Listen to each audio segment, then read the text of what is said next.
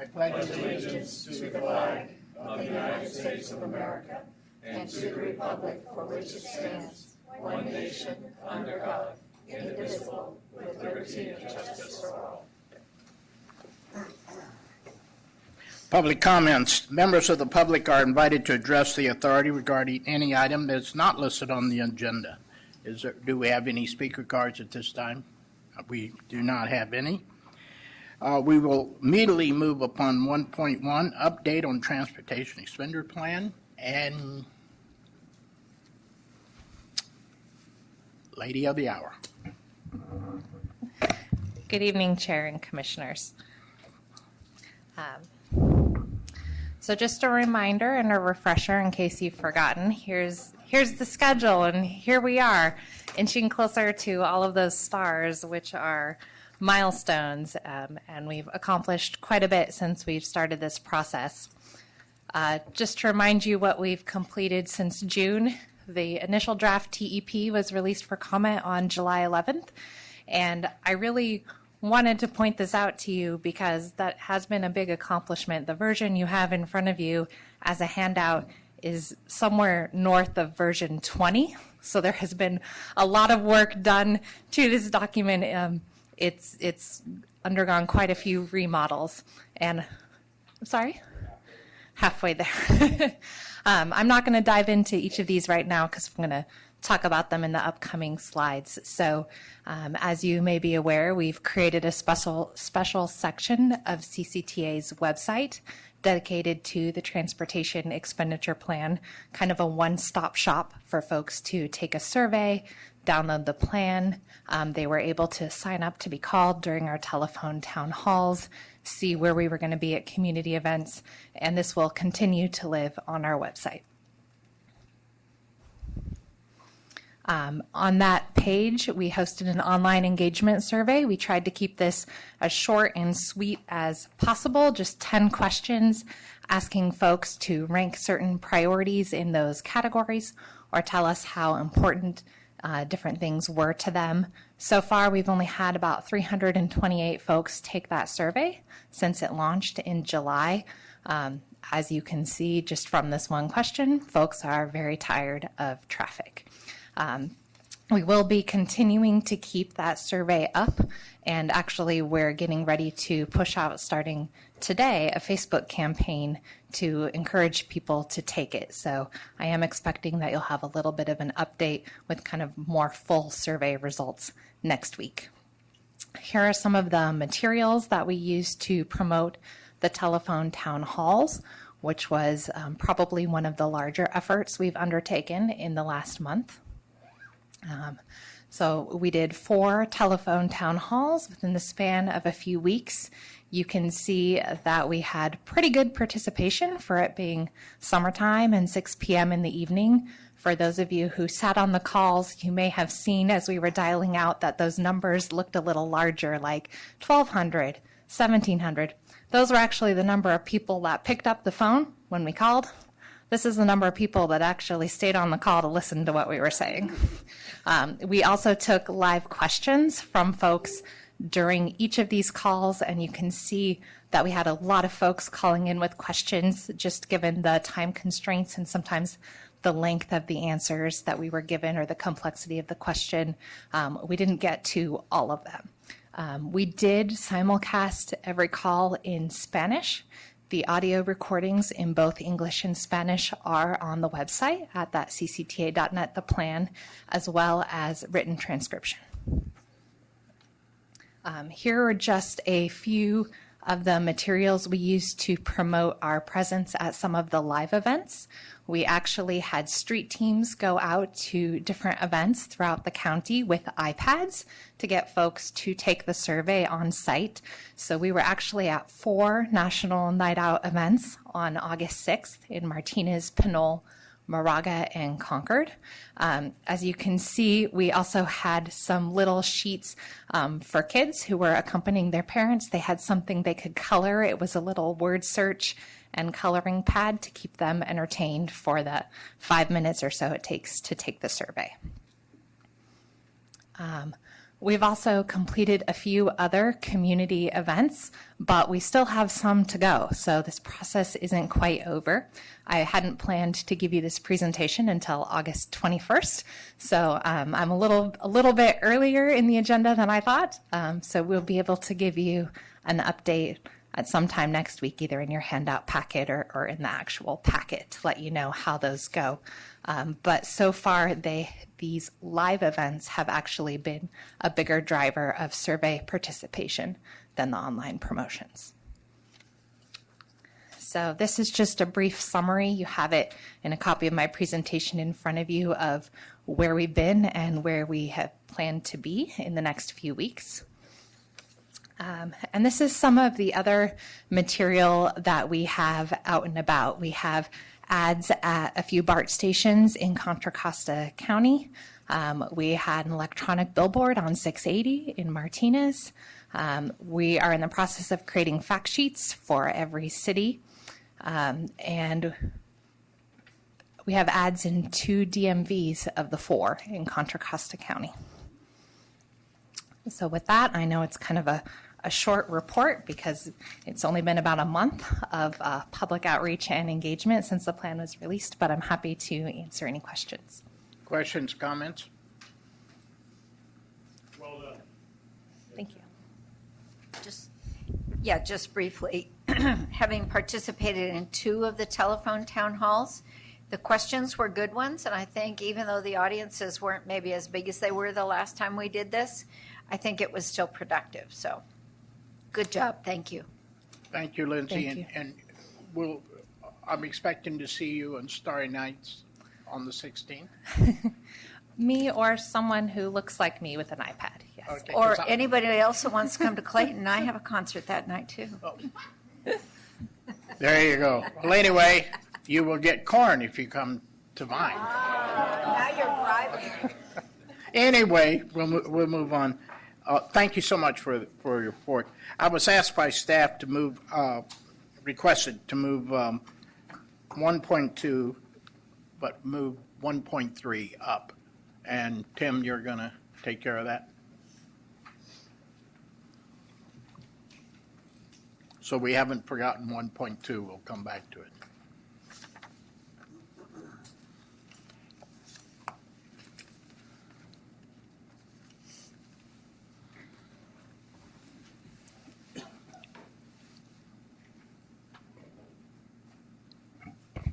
Thank you. And before we begin the presentation, I just wanted to congratulate Richmond and Mayor Tom Butt on selecting a very qualified interim city manager, someone I know well, and I think you're very fortunate, and he'll do a great job for Richmond. Might I mention that we're introducing the new city manager challenge. We've done 3 city managers in 3 weeks. If anybody can beat that, you might win the prize. Well, thank you. So 1.3 is intended to summarize the changes that we have made in the expenditure plan that the authority approved at last week's meeting. I think you've gotten the latest handout that hopefully has all those changes incorporated in it. This is not the meeting at which you have to adopt them by any means, but we're trying to just highlight what they were again for you and to let you see how we changed it so that you can ask us any questions and members of the public can comment.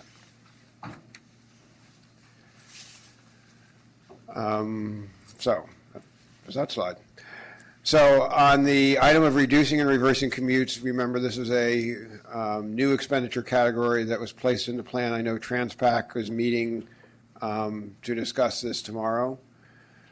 There was language in the original draft that talked about this being useful for creating jobs and housing. And there's been some concern that the county has a jobs housing balance that is out of whack with parts of the rest of the Bay Area. So rather than totally take out the housing, what we've proposed is a new statement is that all expenditures in this category will reduce and reverse commutes. So a housing project would be eligible, but it must meet that criterion. I don't know how many would. We would expect that the jobs programs would do that. Before we move on from this, could we just word it to be all expenditures in this category will reduce and or reverse commutes? We could do that. I mean, because that would be a preference. If it's going to reduce commutes, I don't want to say, gee, because they're not coming back the way, because they're not going counter commute. We're not going to support this measure. But I want to be able to reduce and affect both of them. But So another option would be to say will reduce and preferably reverse commutes, because you may also not want one that just reverses commutes but doesn't actually reduce them. So if we could go with reduce and preferably. Okay. So are we saying that the housing part is staying in, or just adding this particular? We're limiting any housing supported infrastructure to one that would reduce and or reverse commutes. I don't know how you can actually reduce a commute by funding housing near, and I'm assuming this is near transit, right? Right. I mean, it's prefaced on. And so I think, being a- so the challenge now, that's for the applicant for the funding to meet that threshold. But why even leave that to Well, the that's a- agency to determine? Why does Right. housing need to be in there? That is a board decision. And that's a fair So question. I actually take exception to that. I think we're a transit agency. This is a transit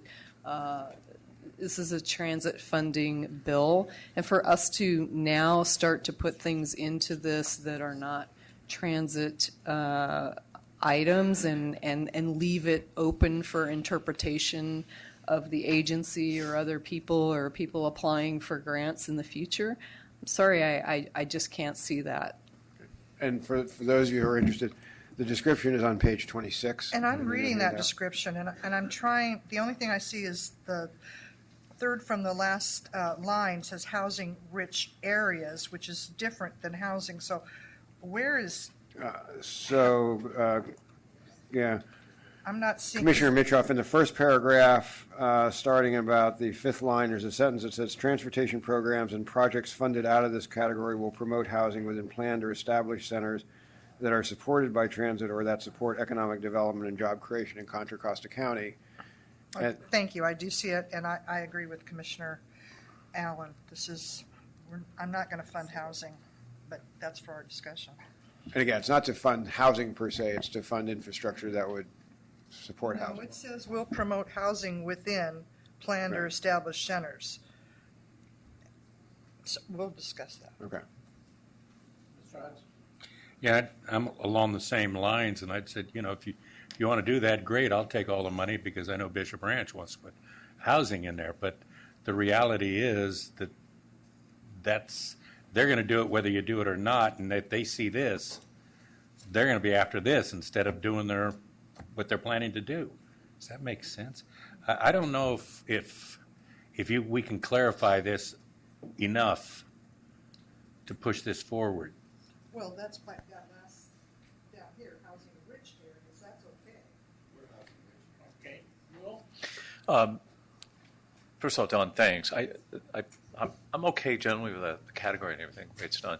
But unless we have magic money, I think what that needs to say is all expenditures in this category will be used to reduce.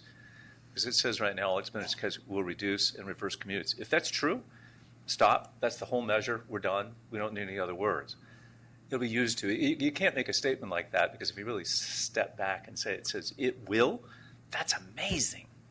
But it needs to be will be used to, because that's what we're doing. We're using money to do those things. Otherwise, it looks like it's such a statement of finality. That's great. But I think let's maybe wordsmith that. Yeah, staying on that same first paragraph, I would prefer that same sentence say transportation programs and projects funded out of this category will support economic development and job creation in Contra Costa County. And then I would agree with Newell on the be used to reduce, rather than thinking that any dollars spent will automatically reduce or reverse, because if we don't have that kind of money. Yeah. Other comments? No, I would just agree with Commissioner Pierce's recommendations on that. I like the way that came out with for economic development and jobs and whatnot. So, yeah. Robert? I just want to say I also agree with that statement. So are we in agreement with that statement? Alan? So just to clarify, so what we're talking about doing is removing the words housing within planned or established centers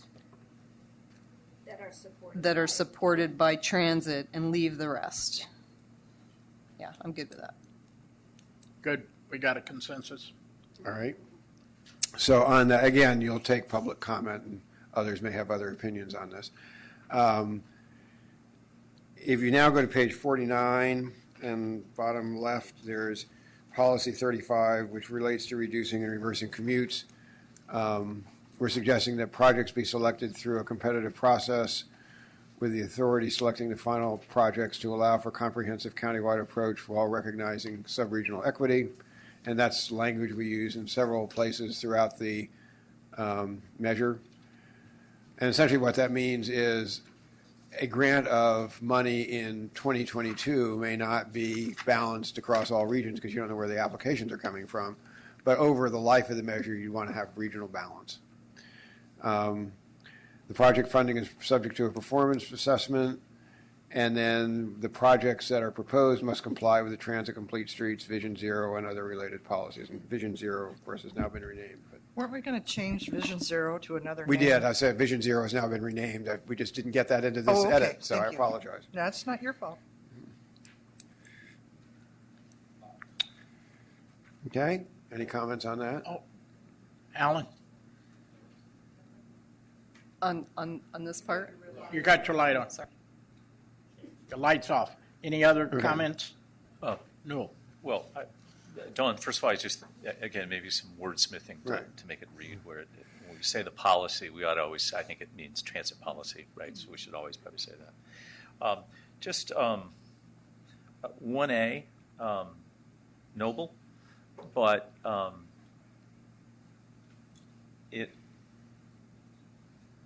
if it's the number one priority, and it says that the number one priority is bicycles and pedestrians. I'm not sure we're looking at the same thing. Oh, I'm on page 35. I thought we were on the next. No, we're on page 49. I haven't gone on to the, it's policy 35 on page 49 in the book that you just got. Okay. My apologies. All right. So are we, no, you done? So does this version, this is a version that was done before, and there's been lots of conversations done today specifically around this. Are you suggesting any other changes, or? I don't think there are any other changes coming up on this Okay. one from recent stakeholder comments, no. Okay, thank you. Okay, yeah. It's sort of covered under a displacement policy that we'll talk about. So these are the only things that I want to do.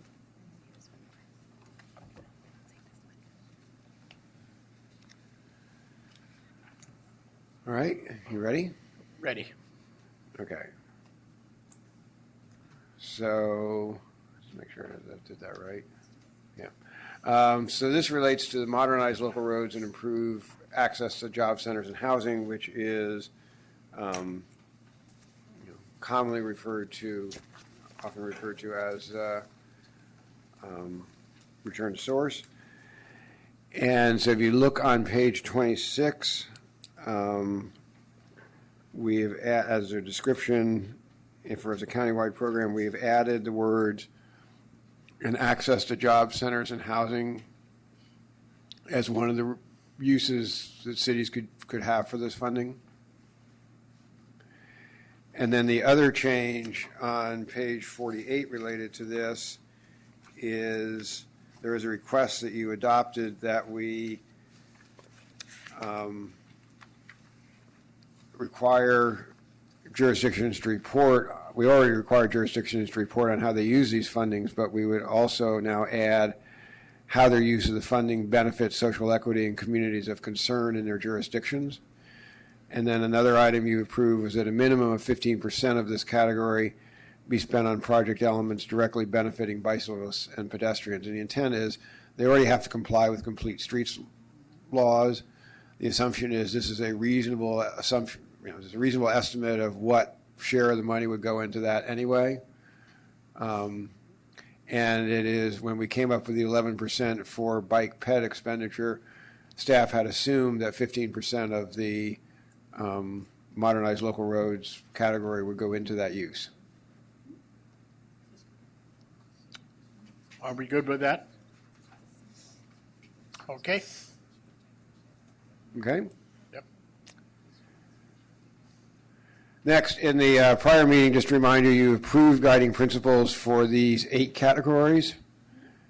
And then we have added guiding principles for 3 more: relieve traffic congestion, transit first, and protecting the environment.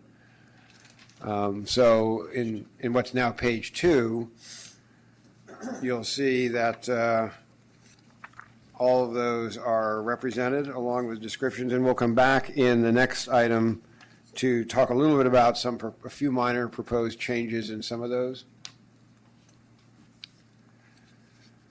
Another item is on page 5. You will note that there is, in the right-hand lower corner, there's a pie chart showing population by subregion, and there was a little box that we had put in there originally to distinguish the SWAT area into La Miranda and the San Ramon Valley, and that was used to break out the major roads expenditure category. Since we've done that, the recommendation is just to delete the box and just show each of the 4 subregions equally in terms of their percentage of the total. Are we good with that? I'm just going to ask a question to my Southwest folks, because and there's Teresa over there. She's Lafayette. If I live in Lafayette, I don't think of myself as Southwest. I like the box. Is there a reason why we wouldn't want to put the box there? Only that we don't do it for anywhere else. No, I understand, but if I live in West Kent, I just think Southwest is. I was just going to say, being in that area, Dave, that to be honest, it's something that every RTCP does sort of for calculation purposes. It doesn't have anything to do with anything else. It's just sort of it showed up. It shouldn't have been on there. I understand. I'm thinking of the voter, not the RTPC person. But that's not going to help our voters or anything. Yeah, and we never reference that take the breakout in the box off. text. And I agree with taking the box off. I appreciate you raising that, but I was actually one of the ones saying that since it's not there in a breakdown like that for any of the other regional groups, that we don't need it there. Sounds like the box is gone. Thank you. Okay. The next item is, if you go to page 11, the roadmap for the future. This has been fairly extensively rewritten to better articulate our vision for the future. One of the things that we discussed at the last meeting is to commit to particular standards for performance. We had not put those in the prior version. What we're suggesting in this version is that the plan is we establish a goal or a commitment that we will achieve the governor's executive order to reduce transportation-related greenhouse gas emissions to 80% below 1990 levels by 2050, and that we accelerate zero-emissions vehicle penetration and other things to help achieve a 15% reduction in VMT per capita. There's more legislation than just an executive order, and I think that there are steps in there for, I want to say 35 and 45 that probably make more sense than throwing up the executive order. Most people don't even remember the executive order before AB 32. I want to say SB 32, but I can't.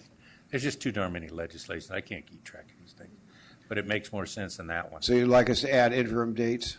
It isn't just 80% below by 2050. There's steps in between now that have superseded this. You've got 2040 or 2030. I can't remember what they are. Okay. But there's different numbers than this. It needs to make sure it Yeah. follows state law. Yeah. In fact, as we're acknowledging. So with the authority's concurrence, we'll add those other dates in? The correct goals? legislation, whatever. Right. I want to say SB 32, I just can't remember. So on the Somebody la- will come up and tell me. So on the last item, I think we all support it. Do we have the legal authority to do that, and how do we actually make that happen? It says accelerate zero-emission vehicle penetration, 15% reduction. Well, it's a goal, and remember, in the It's okay if it's a goal. expenditure plan, one of the things we're doing is helping to facilitate a network of charging stations around the As long as it says county. commitment to performance goals. Right. Right. Otherwise, I don't want to mislead somebody. We don't have the authority to do Right. all of that. That's Right. that's just not in our purview. But we ought to have that as our goal in every project that we're trying to do. Is how can we accomplish that? But All right. Is there a sentence that says accelerate zero emissions vehicle penetration? Yeah. Then you need to make Yes, the Z. exactly. If you go to the top of page 12, I apologize, I sent you the wrong That's page. all It's right. the end of the paragraph in the upper left. of Right, there's a page commitment to 12. performance, Okay, fine, thank you very much. and we'll revise that to make it a goal. All right. All right.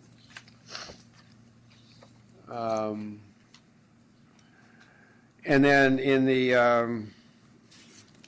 roadmap for the future section, which is also in this thing that starts on page 11, there are statements that we are committed as an authority to an outcomes-based approach, that every project with total cost of $10 million or more will undergo a performance analysis and review prior to its funding allocation, and that the Public Oversight Committee will provide input for developing the specific criteria and process by which projects are evaluated and measured. And then I would just add that they would, of course, also review the evaluations of the individual project applications or the recommendation. so it's the third one. And maybe just so we need to be clear on this. So the public oversight intention was two purposes. One, taxpayers. And this is pretty typical when you have funding measures. And we've crept into another area. But the title is public oversight. So policies, things like this, will be in our ordinance. We're developing those. The role of the public oversight is to give feedback as to whether or not we're achieving those and wave a really big red flag to say, no, you're not. But this actually is something that's not oversight. It says developing the specific. It's a creep, and it's a creep that is going to get us in great difficulties. I mentioned last time, and I had a really nice conversation with Dave today from Bike East Bay, and it's a noble idea. It's a great idea, but the way that's written is different. The criteria and the stuff, it's our staff's goal. That's what they're here for. Their job is to carry out whatever this is, which is if there are goals, policies have to be written, they do it. They can be vetted through us, through that committee, because that's what oversight is. But we, as the board, we're not writing those, nor is an oversight board writing those. That's staff's job. So we need to be consistent on that so that our rules are clear. Otherwise, we're going to get off before we even start and not know how to function. And that says developing. That's not oversight. It's not even our. We set policy, but the fact is our staff's, that's their job. So I don't know if we're Okay. sure. And I that think I had read it to say they provide input for the developing specific criteria, not that they, per se, develop them. And there are people in the audience, quite frankly, who see it the other way. I understand and they've that. been real clear about it. I'm not confident that the way it says that the oversight committee role is to look at the policies and procedures and are we meeting those? And if that's the goal, then write it that way. That's very specific about it. That's like zooming in on something and pulling it out. Okay. So what we had presented at the last meeting was a couple of roles for the Public Oversight Committee. One was to help the authority, the RTPCs, the jurisdictions, et cetera, develop the guidelines by which we will conduct performance-based evaluations or conduct them before a project is funded. And then the other role is the sort of almost an audit role to see how the guidelines have been applied and whether the projects that are recommended for funding meet those. So, and that is different from what the Citizens Advisory Committee does. But I think is what we tried to present at the last week, and maybe we weren't clear about the fact that there are two roles. There's an upfront role, which is captured a bit in now what used to be Guideline 40 and is now Guideline 43, and then there's a sort of the after the fact role. So we would appreciate direction.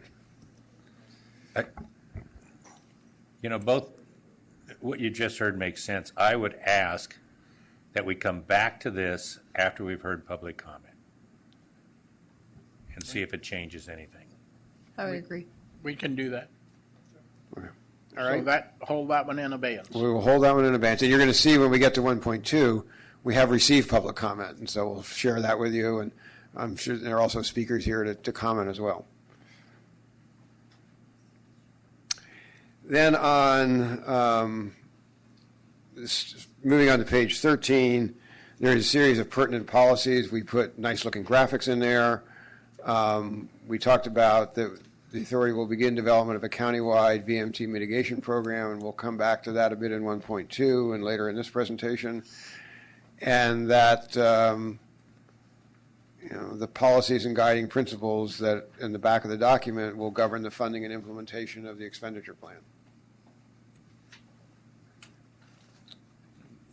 Okay. Okay. Urban limit line. There's only one proposed change, and that's on page 34.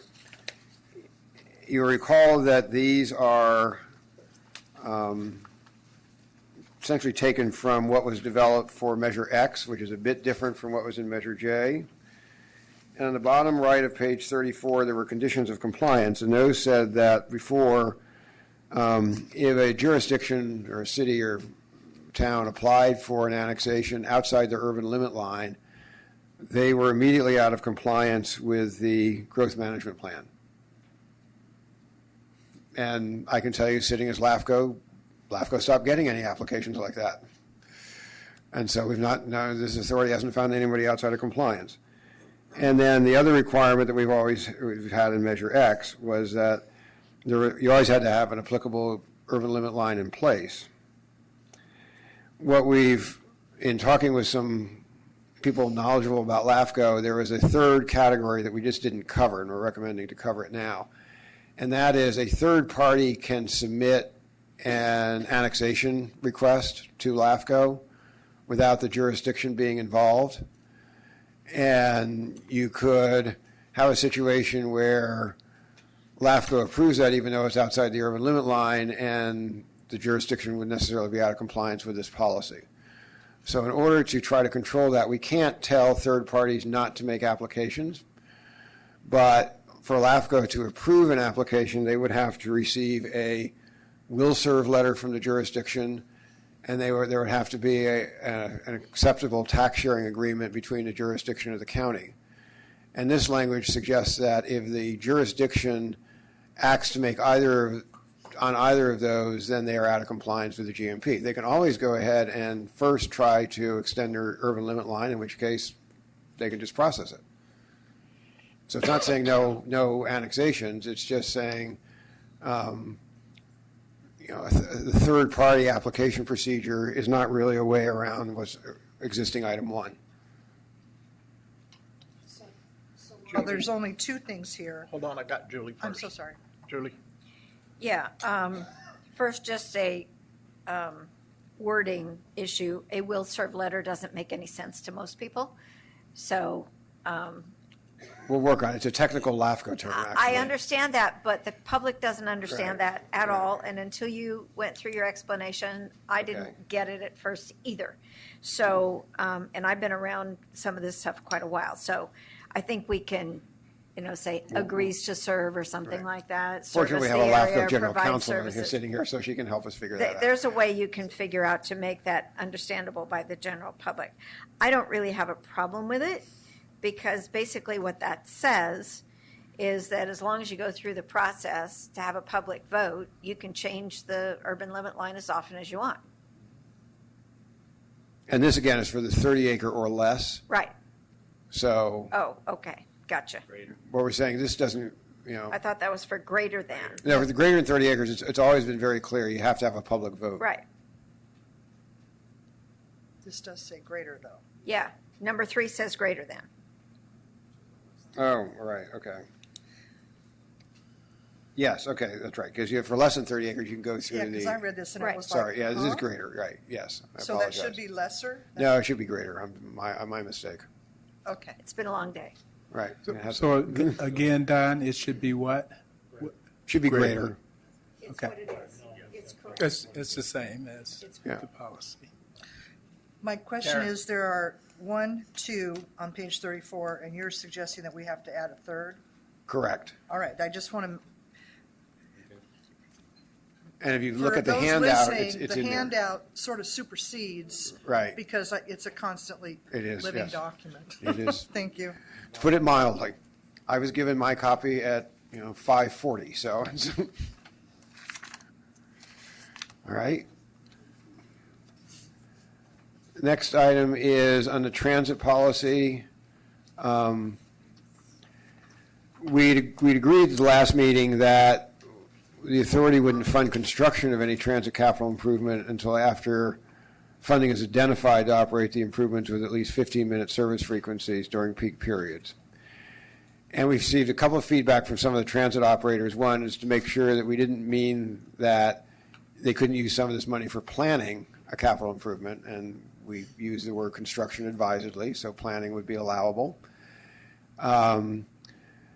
Second, that they didn't have to have the operating money in hand, and no, that's not what it meant. They basically need to identify where it's going to come from.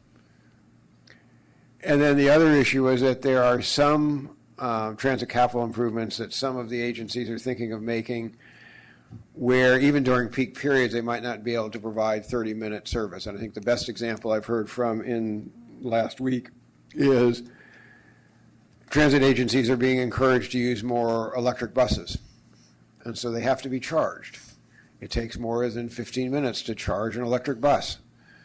So regardless of what you might want to do with the current technology, you couldn't use that money to create bus charging stations because you couldn't use them more than every 15 minutes. So we've inserted, and not knowing all the situations that might arise, we inserted language that said, except for special circumstances approved by the authority.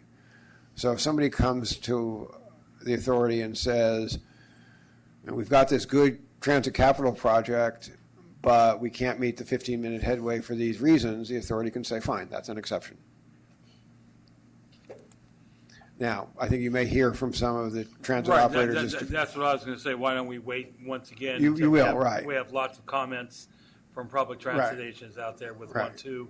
So maybe we hold this one off until we have public comment. But also. we're trying to address the concern Right. without knowing what all the examples might be. Exactly. And so is this bullet point, the additional policy, you're going to add that sentence to number 3? Yes, Okay, thank you. yeah, so that's the part on page 36, right? Robert. I'm sorry. That's, Newell. Dawn, I know we're going to hear some public hearing on this, but on the 15-minute headway, I mean, there's cases where, beyond everybody's control, there may not be in the future. Our population is growing, 460,000 people a year. Doesn't seem that that's going to change. So the Bay Area is going to absorb 200 and something thousand of that. We're playing catch up, and no matter what we put in, it's still going to continue to grow. Congestion is. Are we going to get in an argument about what a special circumstance is? I just see that there's going to be places where, if somebody can do an 18-minute, and we can do it in our area, yay! But getting 15 minutes is a challenge, and it may not physically be possible. So special circumstance sometimes means very special. And you sort of said, well, if you can't do it, you can't do it. Are we going to argue over later what special means? that is up to the authority at the time. And Okay. So maybe from a discussion point of view, we're going to define that here, so Right. there's a verbal trail of it, is that it's going to be a case-by-case basis, and if it can't be done, then that's a special circumstance. Right. You could make that decision. Okay, thanks. Are we good with that? Otherwise, we're cutting off some of our transit agencies before they even get out of the gate. And we got this, we ran this definition by County Connection, and they felt that, in general, that would be okay, and that, in a sense, they wouldn't necessarily want to invest transit capital in something unless they thought they could provide that frequency of service. All Yeah, right. but for 7 hours? No, it says during peak periods. For 7 hours? Well, that's how you define peak period. Glover. And I think we have some transit Right. operators in the room, and maybe they could speak to that. Right, I'm going to bring him up At to, appropriate time. right, I got it. All right, the next one is VMT goals and mitigation.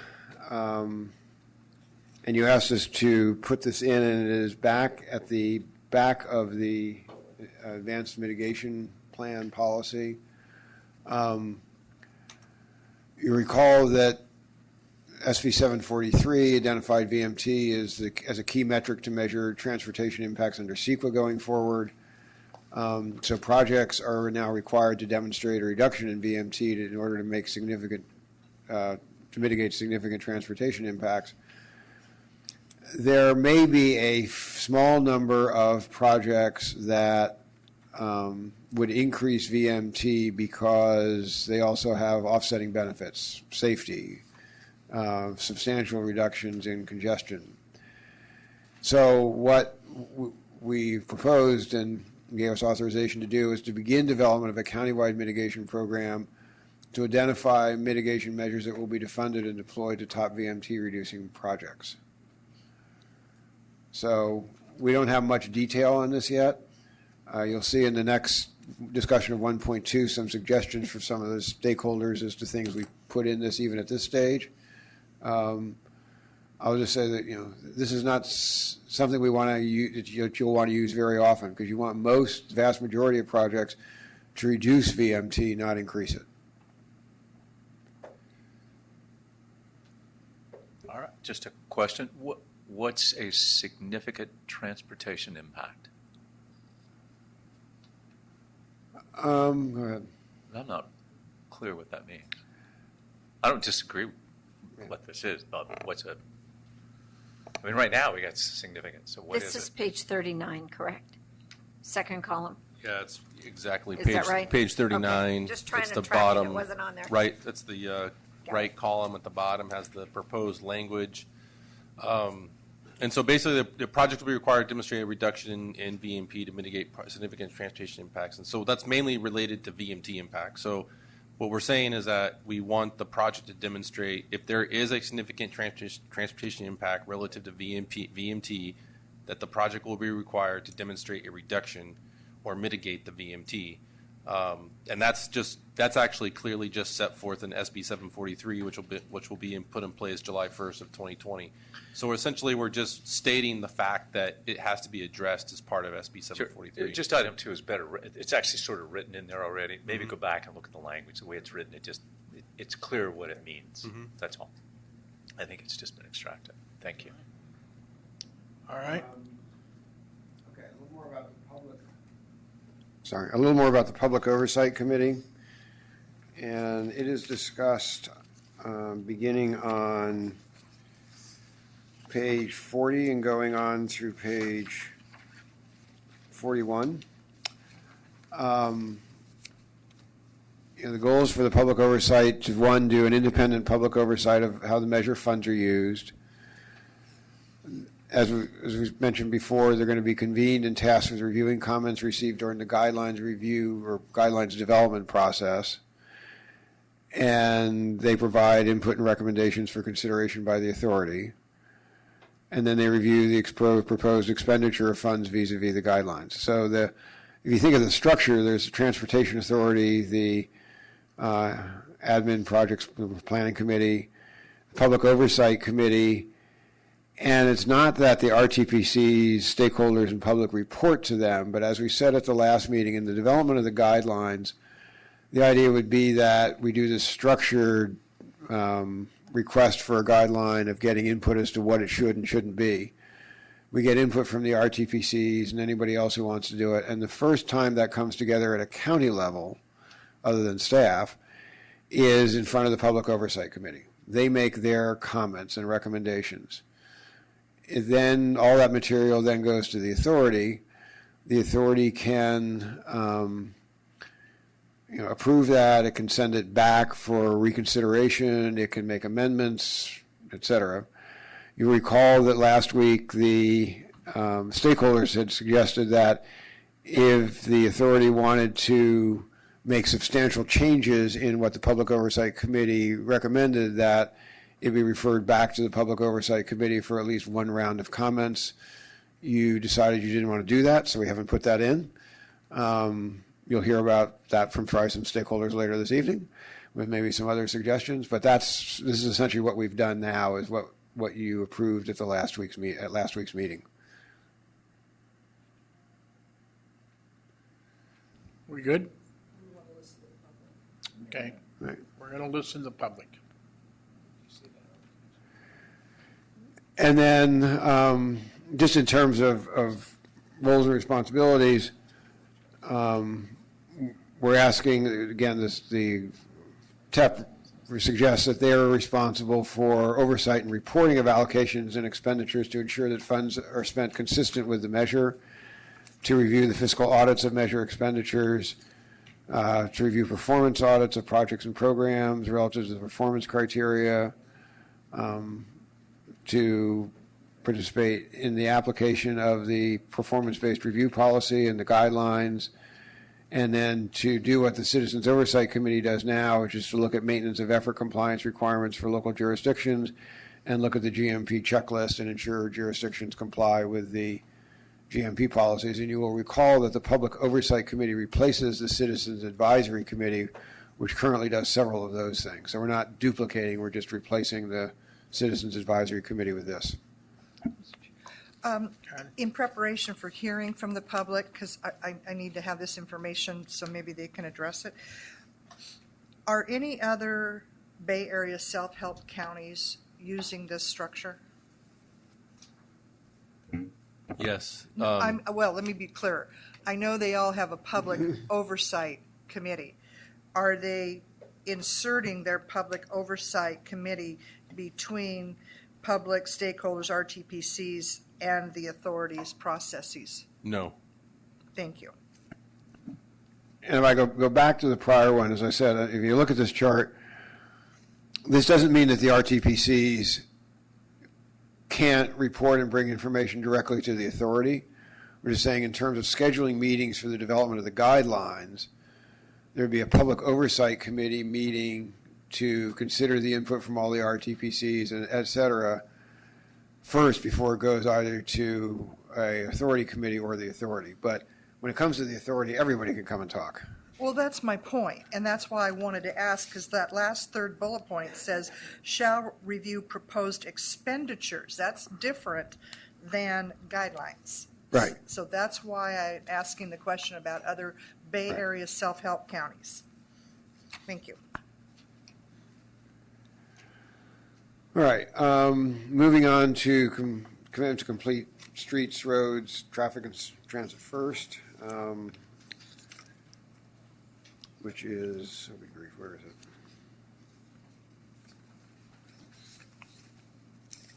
it? Yeah. So, road traffic safety is on page 51. Oh, page 45. So this is page 45, Article 18 in the Taxpayers Safeguards and Accountability Policy. So this language was actually already part of the TEP, and so what we did was make this language consistent for the other policies. So we added the road traffic safety and also in the integrated transit plan. So essentially what this is saying is that, and this was based on the discussion from last week, is to make sure that this language was consistent across all of the three policies to make sure that the complete streets, Vision Zero, and the integrated transit plan are all considering transit first, and transit first principles is related to the transit policy, complete streets principles is related to complete streets, and Vision Zero principles as relates to the road traffic safety policy. So it's just reinforcing that all recipients of funds need to consider those principles of those three policies. We good?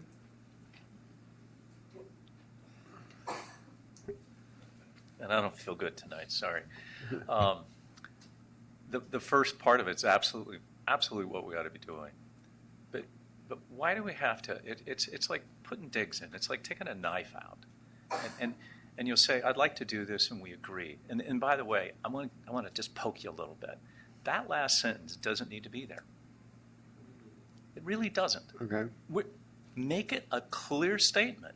We have to do all those other things. So is it good we take it out? Yeah. Okay, we take it out. All right, Thank you. take that out. The next one, which is item 19 on page 45, deals with the road traffic safety language that we added, and this was what used to be the Vision Zero policy, so we renamed it. And again, it just states that we expect that jurisdictions will, when possible, incorporate street design, et cetera, that accommodate the needs of all users, et cetera. So, We good? okay. All right. And then the third category of this is the integrated transit plan. And here the right, transit first. And this is that if you look at page 46, item 23, I think, indicate that all recipients of funding shall consider and accommodate whenever possible the principles of transit first in the planning, design, construction, reconstruction, rehabilitation, and maintenance of the transportation system. And you will recall that the transit policy now states goals not only for the transit agencies, but also for the jurisdictions whose roads the transit flows on. So there are implications for jurisdictions with this. We good? Good? Good. Leveraging funds is something we've always done. And this just essentially lays out a procedure for doing that. It indicates that you can get matching, preferably you go to matching funds from the applicable funding category. If they're not available there, you can apply for the reduce and reverse commutes category. And then the authority, following an application, could use funding from the transportation planning facilities and services category to attract other fund sources. And that would be on a case-by-case basis. Okay. And then the guidelines development, again, these are the categories under which we would do specific guideline development. And this is now policy 43 that starts on page 50, yes. And so the idea is, the concept is that we would publish a public outreach and engagement process and schedule for developing the guidelines before the end of next year. And what that would basically do would be to alert the public as to what guidelines will be developed and let them sign up so that any notification or update that the authority creates, they receive a copy of, and so they can participate with appropriate advance notice. We then try to use what is essentially called a semi-structured public engagement process, during which we would try and get feedback from the public as to what they think should be in a guideline and what they think should be out of a guideline. So, for example, if you take a performance assessment, what do you think the criteria should be? How do you think the criteria should be defined?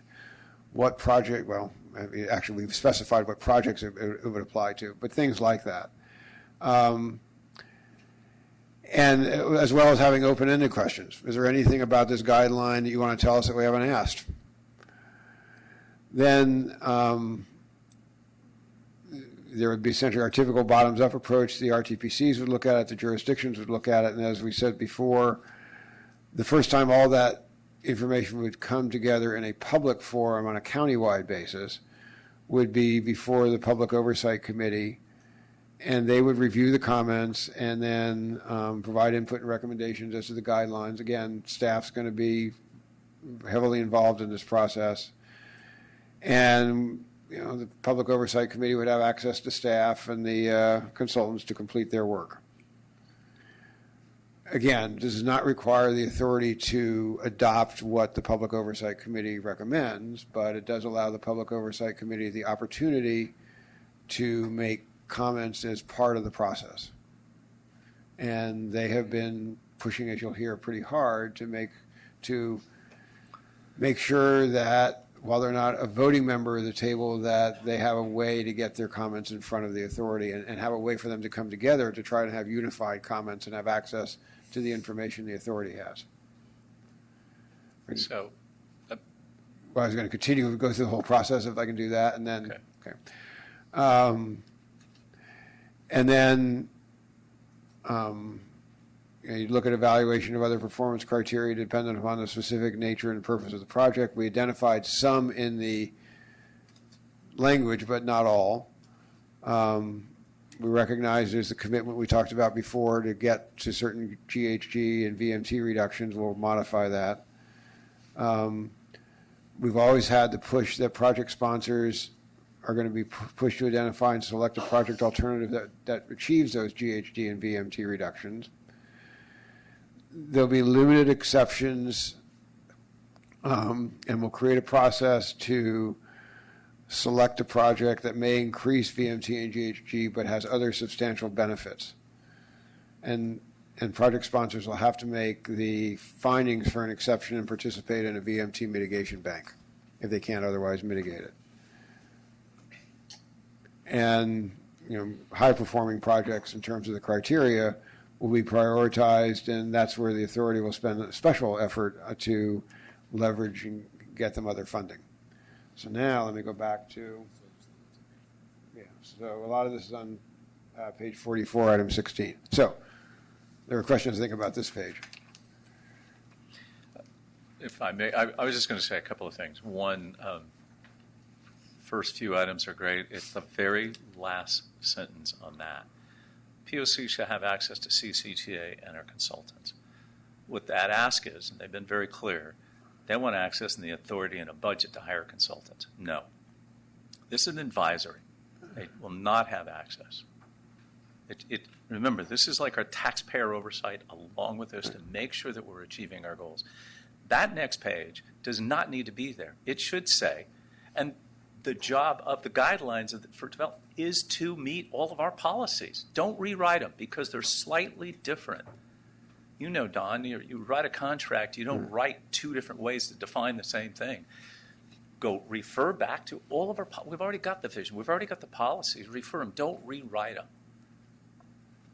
Don't do that. I just think it's a huge mistake. And that last sentence there is we're headed down the wrong way. We will never, ever, ever get this approved by the councils. We're an elected body. This is heading us into a position we have a non-elected people who are basically running a new agency. And we cannot go down that road. It's an advisory role. So leaping ahead a little bit to item 1.2. Can I just tag on to that just a little before you go ahead and answer that? Clearly, the Policy Oversight Committee is going to be staffed by CCTA staff. But this doesn't say that. This says far more than that. So, I mean, clarifying that CCTA staff will provide, management and all that for the committee is one thing. I agree with Newell. This last sentence is too much. Okay. And the intent here was not to give the Public Oversight Committee a budget to spend as it wished. We received that request too. We suggested that would not get past the authority. Right.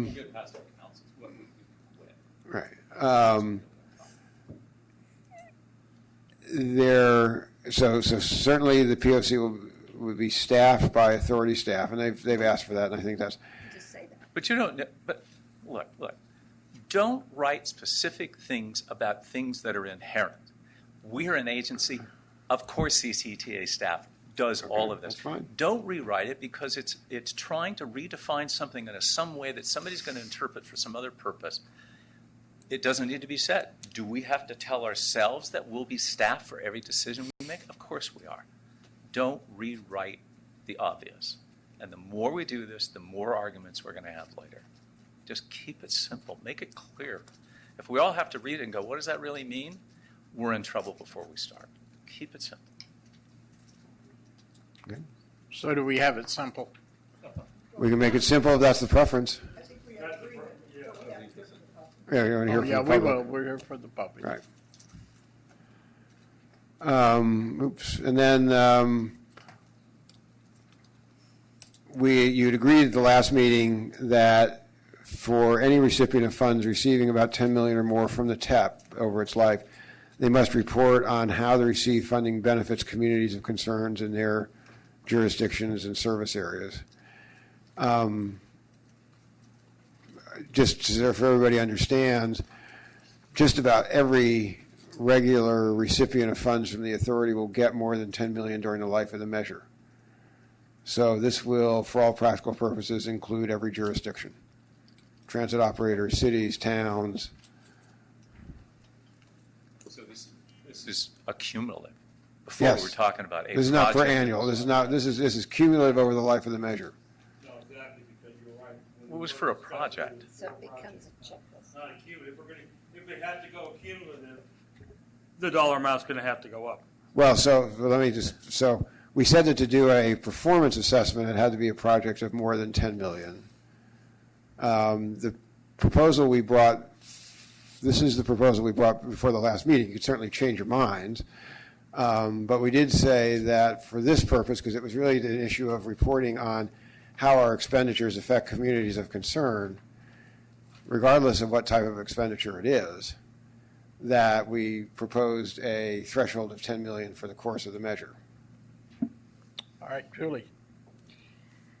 Yeah, I've been thinking about this one a lot, and I have a hard time figuring out how Clayton serves a community of concern with its return to source money. I just need an example. Well, I mean, I won't even probably get 10 million out of this over Right. the course of it, but if I did, how would I account for that? Well, let me Just try and say answer we for- have no yeah. projects? Right. Well, so I'll put, without putting Commissioner Geringer on the spot, but being more familiar with Lafayette than I am with Clayton, I suspect that Lafayette would get more than $10 million during the course of the measure. Lafayette, to my knowledge, does not have a community of concern within its boundaries. And its report may be simply that we have no community of concern within the Lafayette boundaries. The projects are available to anyone who wishes to use them. That may include people who live in communities of concern elsewhere, period.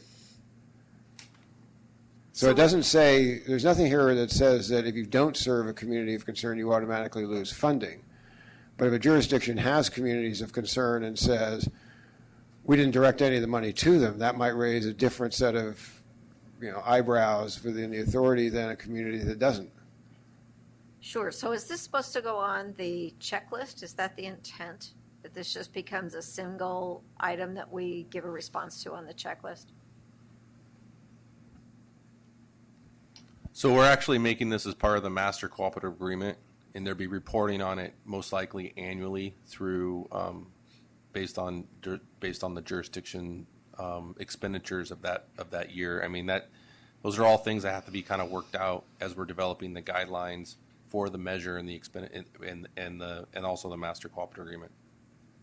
It seems like the checklist would be a whole lot easier way to do this rather than add a whole bunch of extra reporting to staff. Just a comment. The issue with the checklist is that we're saying any recipients of funds and transit operators don't have to fill out a growth management checklist. Wouldn't it be better if you just inserted between benefits and communities the word applicable? Because in Julie's case or some other jurisdictions, I don't want to go all through them because then we'll argue about it, but I get it. And Dawn, your answer is your opinion. I know. We're all sitting here reading it. It doesn't say what you just said. It doesn't say that. And we're going to have people sitting out there saying just the opposite. And an attorney who hasn't been in this room is going to look at it and said, show them to me. If you don't do it, you don't get it. That's how I read it. And I think a reasonably prudent person would do that. You are intimately involved, so I could get how you could say that, but I don't see the practical. It ought to say applicable. And that says if it's applicable to your communities and how it does, you need to demonstrate. So where would you put the word applicable? So it'd be report how receiving benefit, funding benefits applicable communities of concern in their jurisdictions and service areas. Okay. And it says communities of concerns in their jurisdictions, but we can add applicable. That's fine. That's a presumption that there is. To Julie's concern, Right. It would help us, that's all. Okay. That's fine. Karen. And I will just say that we're going to cover this topic. No one is happy with this proposal. You're not happy with it as the way it is. You're going to hear from the advocates that they are not happy with it the way that it is because they think it essentially does not place any requirements on the jurisdiction to spend money on communities of concern. Karen. Okay. Without this language here, my understanding is we already require something when an applicant comes forward with a project. Maybe we don't. I may have misunderstood. Forget this language. Jurisdiction X has a project. They submit it. It meets all the other criteria. Is there an additional criteria without this language that they still need to talk about communities of concern? For some reason, I thought I heard you say that somewhere. If it's a project that requires a performance assessment, Yeah, okay. then we've stated that one of the criteria for evaluating the alternative proposals would be social equity, Okay, but we haven't defined it more than that. okay. And that's what they would be required to do, is be to demonstrate how their project furthers social equity. Okay, okay. So this is my argument for all of us to think about. Because I've been thinking about it too, and when I said yes last week, it wasn't cumulative. It was for a project of 10 million or more. And this is the reason I feel that way. Jurisdiction X marches along for 10 years and spends under 10 million and goes through that performance-based evaluation, and we get to the part where we define social equity and they've met all that, or they haven't. Let's take it that they haven't for whatever reason. Now, they want to do a small project that's like, I'll use a ridiculous number, but let's just say 5,000, and it kicks it over that 10 million. And now, are they going to be judged on all of those projects or just that $5,000 project? I would prefer, throwing it out, given that we have to hear, I'm looking at those $10 million projects because that's what Kevin was referring to when you gave us that slide last week that showed how many had been over 10 million and how many had been under. And so I don't like the cumulative, because if there's performance-based and they've got to meet their social equity and we define that, then they've been doing it all along. Thank you. So we can change it to projects. I would point out that probably this language was structured to also include the transit operators or the ferry operators. Well, we may have to come up with some different language for that. Okay, because I was going to say, so because it talked about service areas as opposed to just jurisdictions. So That's if you easier to- limit it to project, then you may not get them because they're getting annual funding.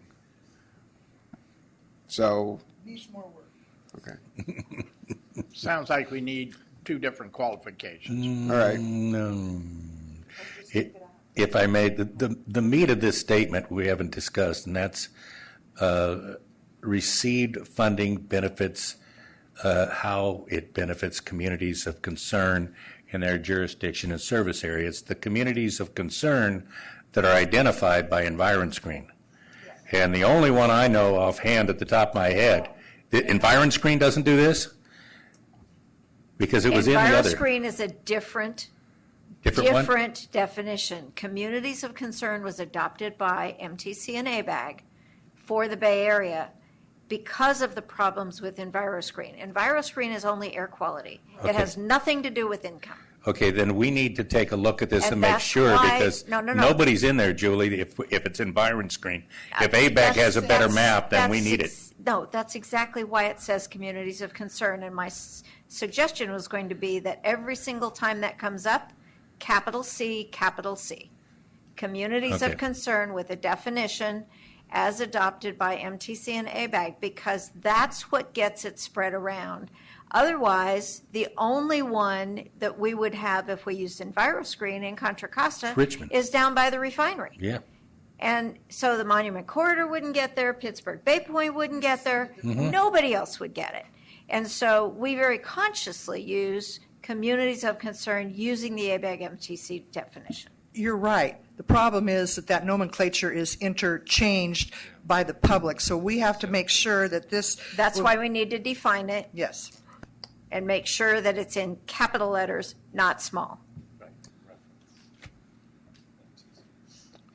Do we have it? All right, so I think that, Whoa. Oh, excuse me, I'm sorry. It's okay. I'll be patient and wait for you. No, go ahead. So we still haven't attacked the $10 million cumulative or other, and I understand that, but I have a comment. Yep. And that is, our communities of concern, as I know Walnut Creek, are pretty much throughout. We're doing affordable housing units and lots of things to do to address communities of concern as I understand the definition, and I'm not even really sure I understand the definition. But do we just then, I'm really concerned about how we can let people know we are socially responsible for what they want us to be. and this was an effort to do that, as I'm hearing that, knowing with the stakeholder meetings we've been in, we're not keeping anybody happy with this proposal. Well, I guess to further define what Luella's saying, what Kevin said, I thought the issue from our stakeholder advocates was if we're going to spend that much money on a project, we wanted to make sure that it did that, not this cumulative thing. So you're right, we're going to have to dig deeper, figure this So out. the stakeholder proposal that we presented to you at last week's meeting was that they had suggested that 20% of the measure funds, $600 million, be allocated off the top to communities of concern. And we disagreed with that. And we disagreed with that. So that was their proposal. The question I have, let's say that you have a community of concern, that you have a community that is not an official community of concern, but in order for people in the community of concern to get to services, basic services such as hospitals, grocery stores, all of that, they would go through this other community that would not otherwise be a community of concern. But that would count, right? Because the city that is not the community of concern is in fact providing services, i.e., let's call it bus shelters, bus improvements. I don't know if it can include bus service, but because that's what they need in order to get to essential services. Can we include that? So under this approach, that could be in their report. So that would Yeah, and that would Bill? be something they could say.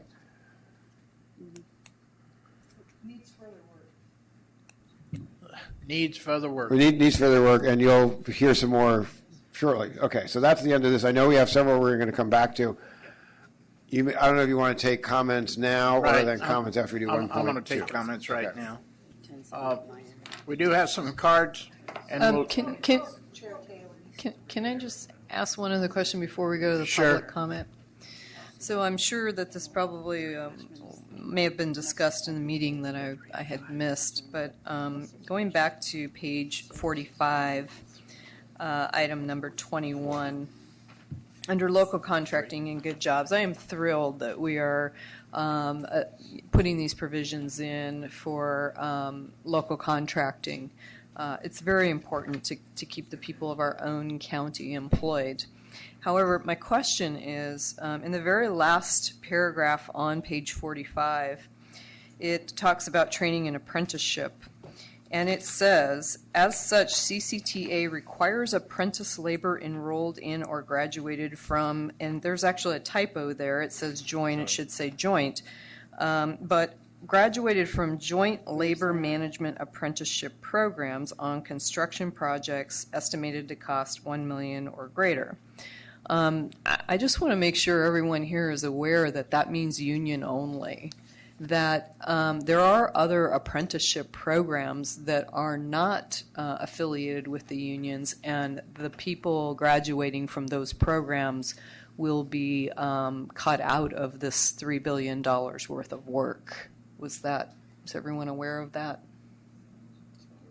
Okay, Sounds like they are. I think you're going to get some protests over that, and I hope we're prepared. And I appreciate your position, but I don't think this is new.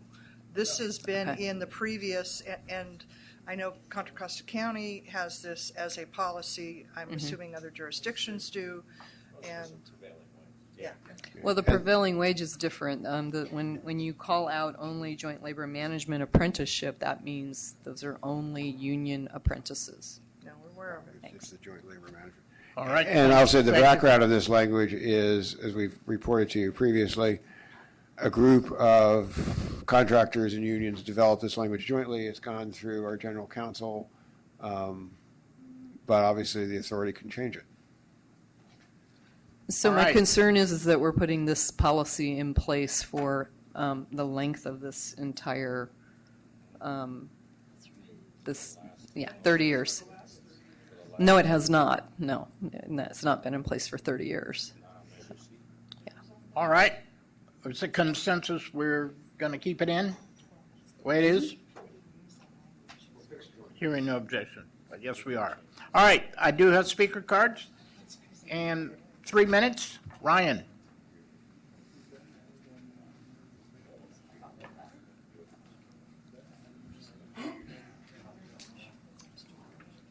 Good evening, Commissioners. My name is Ryan Lau, External Affairs Representative from AC Transit, the proverbial thorn in your side. Thank you again for taking the time to drill down on the policies that are part of the TEP. At the last CCTA meeting on August 7th, CCTA staff introduced an additional section to the transit policy that required the 15-minute service standard as a condition for use of capital dollars for bus transit improvements. We understand that there's a very tight timeline for this TEP, and we appreciate that the transit policy was made available ahead of time for transit operators to review and provide feedback.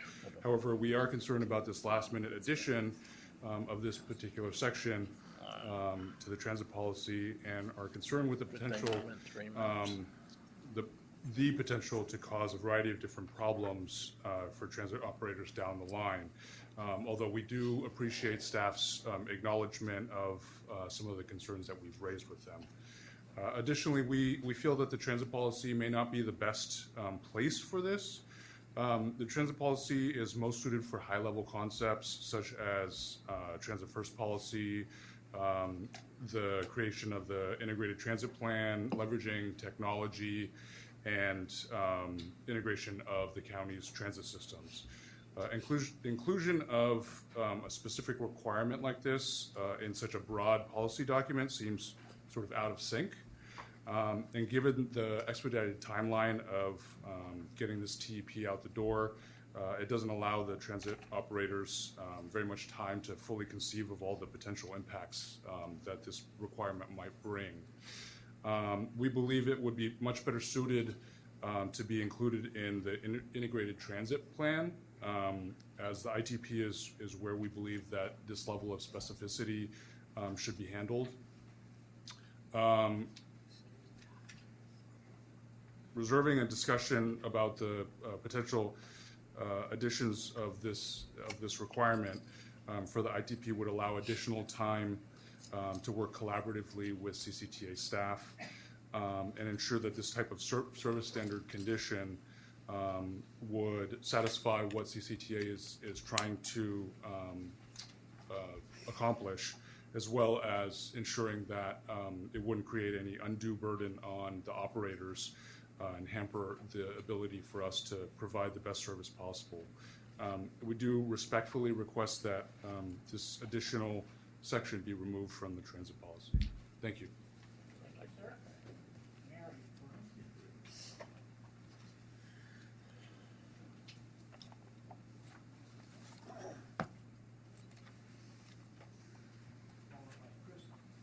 Followed by Chris Kelly.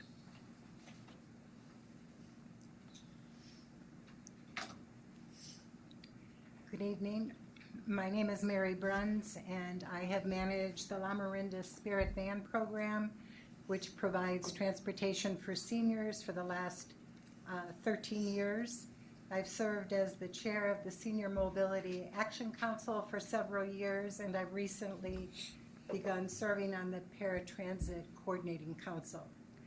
So I really appreciate the rides that Paratransit provides to our community. However, I believe it is critical that the TEP also funds transportation solutions beyond paratransit.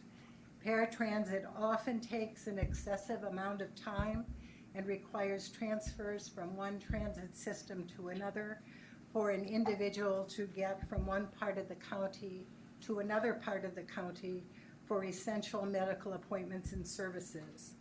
So it is extremely hard on frail elderly adults in their 80s and 90s to be on a bus for 2 to 3 hours, especially when they may be ill or in pain or struggling with incontinence. Currently, the La Miranda Spirit Van program depends on the 5310 federal grant for 50 to 65% of our funding. Lafayette can definitely not foot the whole bill for Lafayette, Orinda, and Moraga. If the 5310 grant were to go away, La Miranda would lose the 3,247 rides which we provide, adding 3,247 rides to the County Link system. Contra Costa County's population is aging. Currently, about 14% of the population is 65 or older. By 2035, this population is expected to double to about 30%. New and different transportation solutions are needed to keep our older residents mobile and able to maintain a quality of life. The programs which supplement what paratransit provides are by their nature better able to be more person-centered, which is good for older adults and takes a burden off the paratransit system. People in their 80s and 90s are the fastest growing segment of our population, and eventually they are forced to give up driving. This causes challenges in their getting to medical appointments and grocery shopping. It sometimes leads to isolation, and if it goes far enough, it results in institutionalization.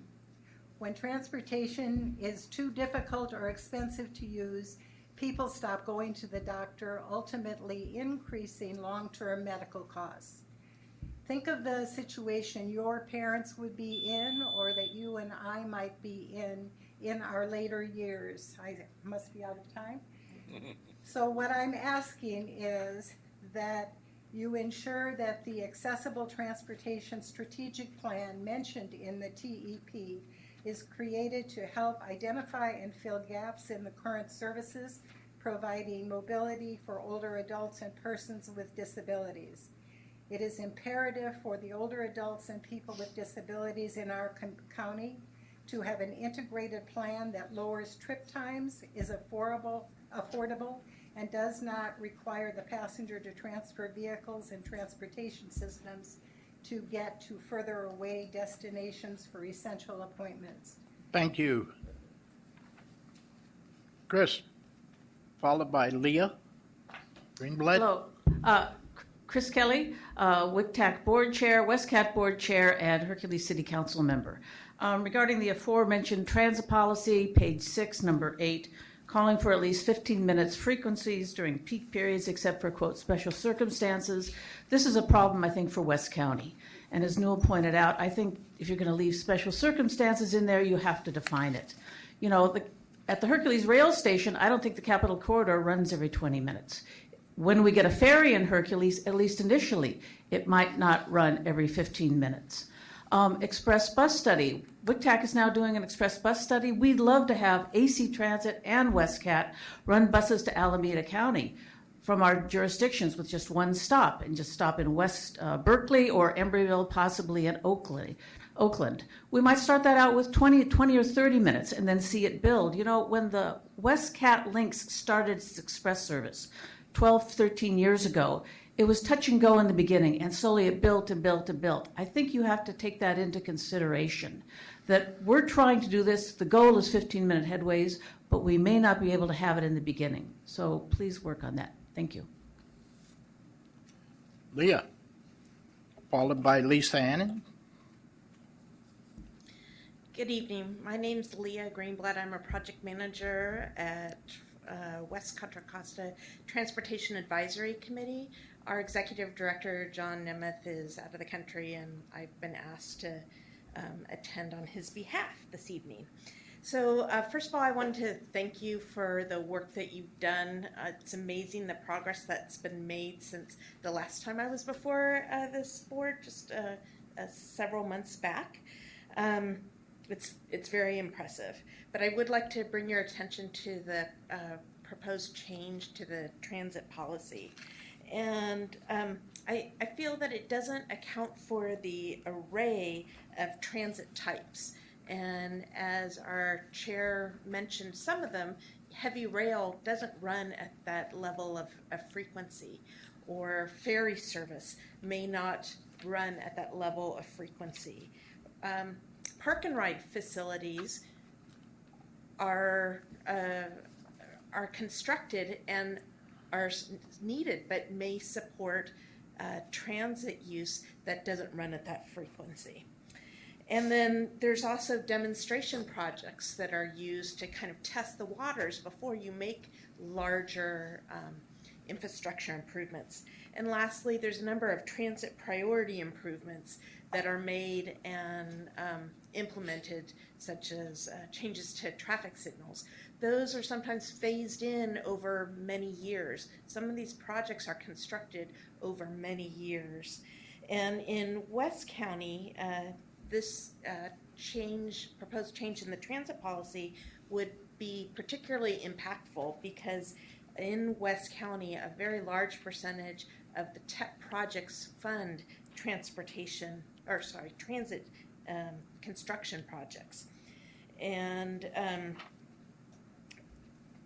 it's almost every project would then be, in West County at least, almost all of our projects would be special circumstances. And it just seems like the proposed language doesn't properly account for this array of transit that we use in our various jurisdictions. So with that, I'd just like to say I'm available should you have any more questions. Thank you. Thank you. Lisa, followed by Chris Leppy.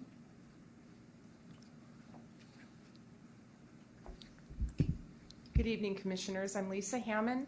I work for Choice in Aging in Pleasant Hill, and I'm here to kind of follow up on what Mary Bruns was talking about the accessible transportation for seniors, veterans, and people with disabilities, and the accessible transportation strategic plan that's in the TEP. And mostly I want to mention some specific examples of how it's important to think about transportation for seniors and people with disabilities outside the box, meaning outside the ADA paratransit service that's provided.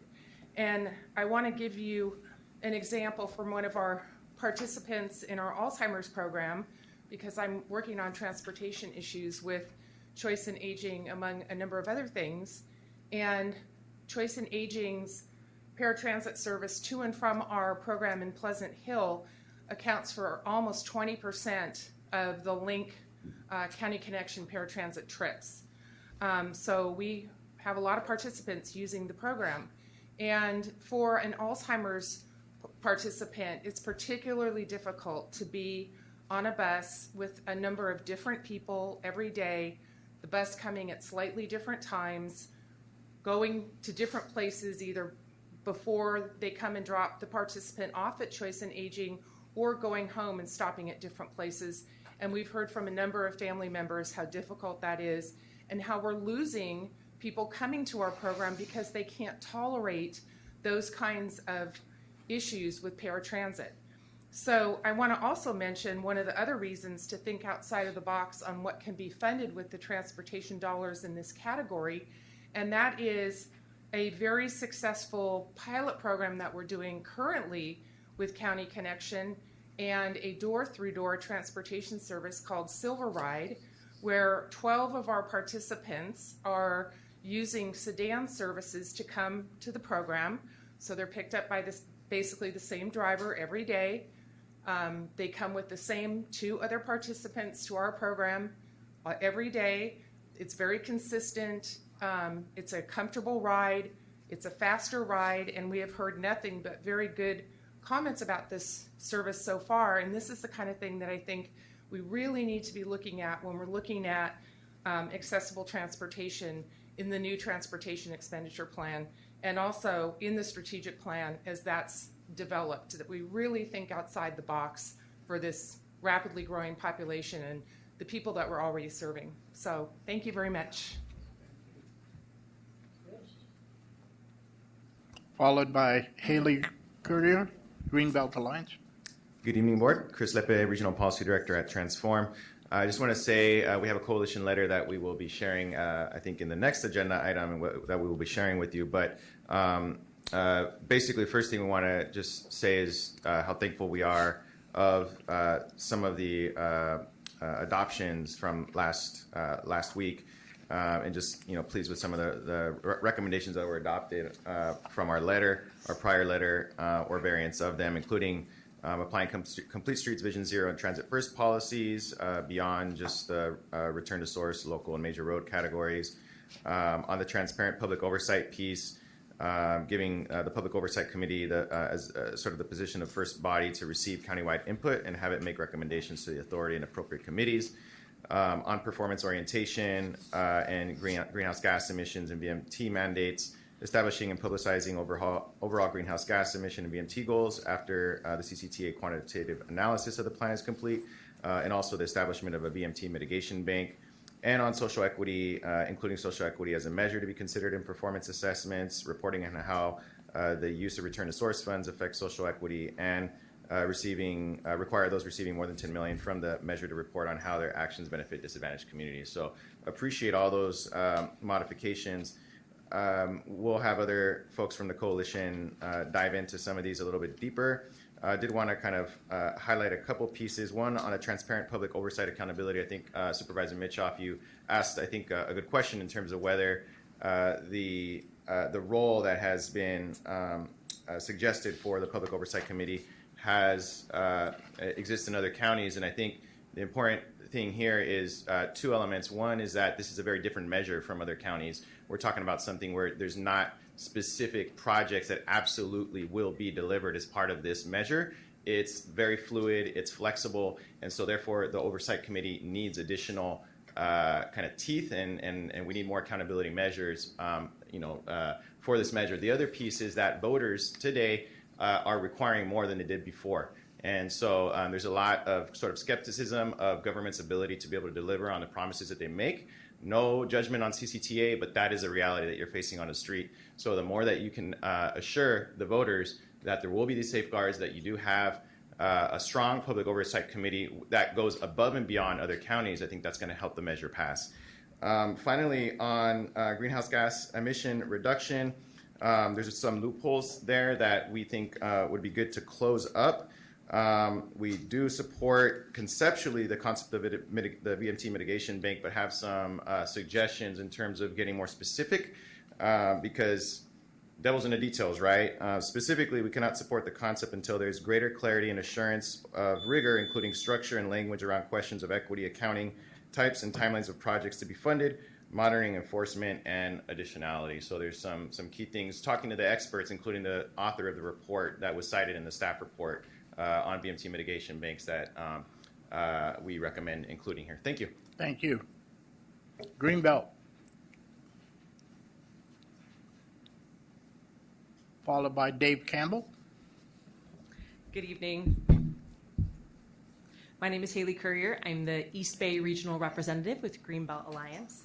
I'm here with my coalition members tonight of equity and environmental members and we're really grateful for all the time that staff has spent speaking to us and all of your openness to hearing our recommendations and incorporating them into your plan.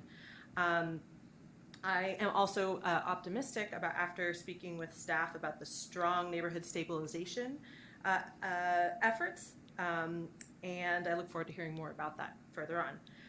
I will say I'm not prepared to recommend an endorsement of this measure unless we can see more progress on some of the issues that have been brought up in our letter. For example, we're concerned about the commitment to communities of concern. I appreciate the conversation that was had about identifying those communities and ensuring we understand who we're talking about and what metrics we want to achieve in order to assure that we are serving those communities. However, when we proposed a solution or an option for how to address the need, ensure that the needs of disadvantaged communities are being met with a minimum percentage, I said that wasn't an appropriate policy to pursue. So we would like to see what you propose to ensure that, given that this is a sales tax measure and that it is a regressive tax, that those communities are, sorry, my notes, are being served more than their share. In your own long-range transportation improvement program, it states that transportation opportunities for residents in communities of concern and for minority and low-income residents must benefit them proportionately greater than the typical Contra Costa resident. So we'd like to see that very value pursued in the transportation plan. Thank you very much, and I'll let my coalition members share more. Mr. Chair, I'm sorry, where did that last statement come from?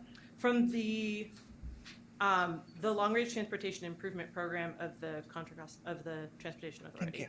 Thank you. Your own plans and goals related to disadvantaged communities. So we should see that the sales tax measure meets that goal as well. Dave Campbell, followed by Jeannie Craig, Tri-Delta. Dave Campbell, Advocacy Director with Bike East Bay. I want to address the transit policy item that's come up. Particularly the operator's concerns about holding the operation money or holding the capital money until the operation money is identified. That was not our idea. When staff proposed it last week, it seemed to sort of sound like a good idea, but it wasn't our idea. And so if the operators do have concerns with that, we're fine with working that out with the operators. The goal, though, that led to that proposal, that's what I want to remind you about, is our coalition felt like we didn't have the information we needed to tell the transit story with this plan outside of West County. What is the county connection or any other transit operators in Central County going to do, or shuttle operators? Southwest County, what are they going to do with this money? There's 78 million and 36 million. What is Tri-Delta going to do? And some of them are in the room tonight, and they may tell us, here's what we're going to do. This is a week before the finish line. We need to hear this. And so we challenged you, and we challenged your staff, who've been great to work with. What is that story?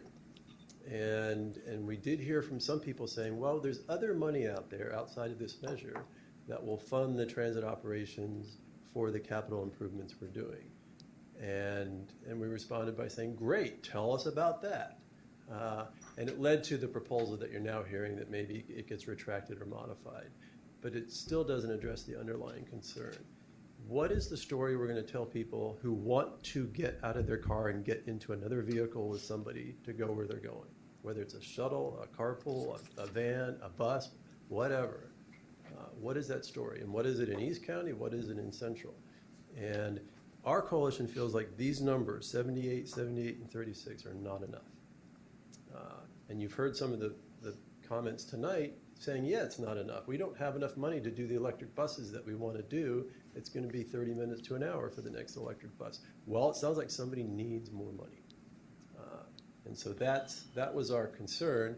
And in the next item, 1.2, where we'll be going into some of our coalition comments, we do, as long as I got time, I'm just going to say it now because it seems like we'll be efficient that way. We do want to ask that you hold off till next Wednesday the issue of whether you extend this plan from 30 years to 35 years. I know you weighed in on that last week. We ask you to hold off and let us work with you and staff to meet with the stakeholders who are concerned about extending the measure another 5 years. Put us in a room, lock the door, and don't unlock it until we come out with some agreement on this. If extending it achieves some of these goals to make transit work in this county and satisfies the stakeholders about taxing and longer periods, give us a chance to work it out before you decide this issue finally next Wednesday. That is my ask. Thank you. Jeannie Craig, Tri-Delta, followed by Debbie Topp. Excuse me. Jeannie Krieg with Tri-Delta Transit. Jenny, Yes. I'm sorry, I apologize. I have to get to the hospital. My wife's in the hospital. I've got to get back there before 8 o'clock, so I apologize. I was going to try to stay. So I need to leave, and please don't, I want to hear your conversation, but you know where I stand. I support the board and appreciate all the comments, and I really want to thank Dave Campbell today. We didn't get to have a long conversation because we were going, I had to go. So anyway, thank you. Drove him out. I drove you out, sorry.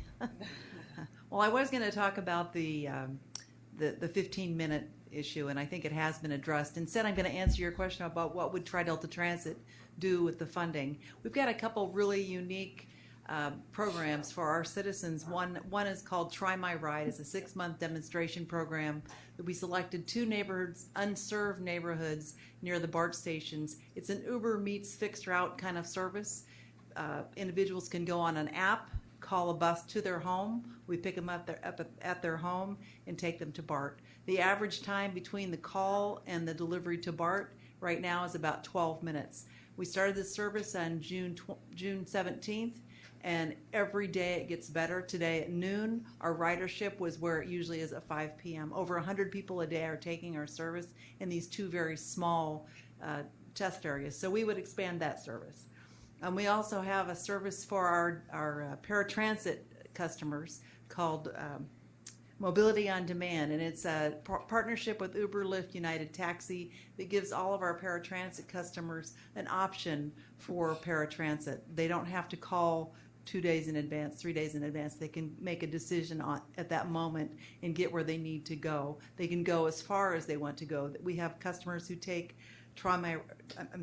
Mobility on Demand from our home in Antioch all the way to Sacramento. And it's a great service for our paratransit customers. We would also expand our service. We currently offer paratransit service to our seniors as well as our ADA certified individuals who live outside of the ADA zone. We would expand that service. So those are some of the kinds of things that we would do when this measure passes. I also have Lorna Van, and you're going to have to give me your last name. I can't. Van Akron, Lorna Van Akron. There we go. Thank you, board members. I come before you as just a private citizen residing in Pleasant Hill, and I believe that we need to have solutions that go beyond paratransit for the frail elderly and those persons with disabilities who aren't able to stay in a van for several hours at a time, going from one location to another location. We are fortunate enough in this community to have a adult daycare program with Choice in Aging that my mother, who has Parkinson's, was able to attend. However, after she had a stroke and her ability to talk was taken away from her, she could no longer be on the paratransit because it was too long, it was too confusing. It just did not work. So unfortunately, I had to take my mother out of the program at Choice in Aging, and she became more and more isolated. And I feel that as a community, we can do better than that. I urge the board to consider transportation options that go beyond paratransit. We need a more person-centered transportation service, and thank you. Thank you. Debbie, followed by Rick Ramasir. How come you didn't tell him how to pronounce my last name? No. I'm Debbie Toth. Debbie Toth? Yay! Still Well, I waiting for my forgot you corn. twice last time. Still so. waiting for my corn, Oh. just so you know. Debbie Toth, still with Choice Okay. Aging. I think I want to make a distinction tonight about the requests that we're making, the people that are coming and showing up, that there be in this TEP a policy that focuses on stating that we aren't looking to fund existing paratransit. We're looking to fund more person-centered options that cost less money for the taxpayers, for the transit providers, for the people writing the services, that's more appropriate for the people who are using it. So I think it's important for us to make the distinction that that's what we're asking for, is this policy shift, and that it's clearly articulated in the language. I think that's the basic of it. I think you've heard from most people why paratransit doesn't work, and I want to be crystal clear that this is not a failure of providers of the services. They're meeting a federal requirement. That has to happen. But what also can concurrently happen is that we provide better options so people don't utilize that system. And that's what I think we should achieve with this. If this truly is a transformational measure, then we have to be able to do something better than what we're currently doing. And that's what we're asking for. So thank you. Thank you. That's a great comment. Thank you. Good evening, Mr. Chair, members of the commission. Let me try again to attack this, Dave, your question about what we're going to do. So, as I said to you last week, I told Don Tatson that we've taken a rough analysis of what's in the current TEP that County Connection might expect to receive for operations, and we think we would be able to add services roughly around 20%. That's based on our current marginal rate to provide traditional fixed route service. The County Connection Board had a workshop in February to talk about the future. Some of those members sit up here from time to time. The direction was clear, was to work with you all on a TEP, then put together a strategic plan. So I can't tell you what the details are, and I think that's actually a good thing, because one of the reasons I think ridership is declining on bus systems across this country is because we are still stuck in what we did in the 90s in many cases. Not to criticize anybody, including my own agency. We are working hard at County Connection with a younger, new staff that have come in with new ideas to filter through those things and work with your communities to figure out where would we spend that investment if the voters should give it to us. And we want to work through the sub-regional groups and our other partners over the next year or two to implement those revenues should the voters approve of this, should you put it on the ballot in March. But I can tell you we're looking at increasing headways in those high-level corridors where people are taking the bus. We're looking at doing more demonstrations of first and last mile, much like what Jeannie Krieg described is going on out in Antioch. That's a very exciting project. We're watching that very closely. There's a number of areas we've targeted in Central and South County where that might be replicated. Those are the kinds of things we would do with this, but we have purposely not focused on exactly where that would go yet because we've been busy working with you all trying to get a TEP together. So it will be significant. It will not be everything we could use. One of the things I like about this TEP that I think I said last week is I think it's a great TEP for leveraging state and federal funds, which I think are going to be critical as we move forward. I also think what we're doing with this TEP is in line where I think the new executive director of MTC wants to go, based on verbal conversations with her. So that's how I would try to answer that question. On the 15-minute headway thing, I did have a brief conversation with Don Tatson. We were looking for a way to try to bring some people together that might not be in agreement on what that's trying to attack. I will stand in support of my colleagues saying I don't need to have that. If nobody else wants it, I was just trying to be helpful to Don. So, and I want to appreciate the comments made by Choices on Aging. We have tried a demo with them. We're hopeful that they can actually take better care of their folks than we can. Not that we don't do a good job, but when you got a paratransit vehicle that has 6 people on it and one person's got Alzheimer's and the other 5 are physically disabled, it gets, sometimes that person with the Alzheimer's needs special treatment. So thank you. Thank you, sir. Those were the last speaker cards I had. Is there anyone else?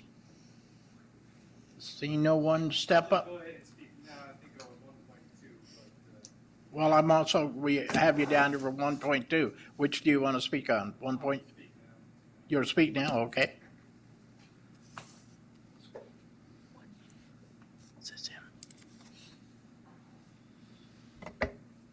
Good afternoon. My name is Juan Pablo Galvan, Land Use Manager for Save Diablo. Sorry for the number of confusion. It's been a long day like you guys have all had, I'm sure.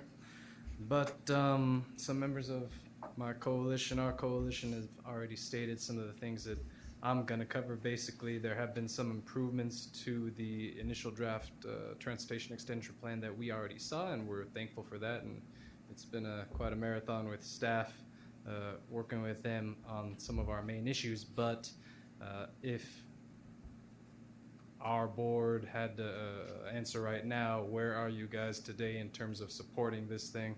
Our answer would be probably not supportive yet. The main issues that we identified at the beginning of this process remain the same. The discussion brought into a stark relief about the Public Oversight Committee is one of them. Basically, due to the way which this was undertaken, it's a lot of work compressed into a very short amount of time. Instead of agreeing on the prioritization criteria, if they're binding or not, how we're going to do them and get that down before this goes to the ballot, we're talking about a Public Oversight Committee to foresee that or to handle that after potential approval. So that just might be a problem with the structure and how this has gone down. We're really interested in some of the modeling, performance analysis that CCTA has proposed to do. But another characteristic of this compressed timing is that we were told it might not even be complete before you guys, the CCTA board, decide if the TEP is going to be finalized. Partial results might be available, but we'll see. So we're interested to see what those results are going to be. If it says greenhouse gas emissions are going to be completely in line with state targets, hey, that'd be great news to us and would sway our thinking. But like we always said, prioritization criteria that they be binding, public oversight of that, GHG, VMT reductions front and center, and ensuring that no money gets to bad projects. Those are still issues for us. We're hopeful that things can work out, but got a long way to go. Thank you.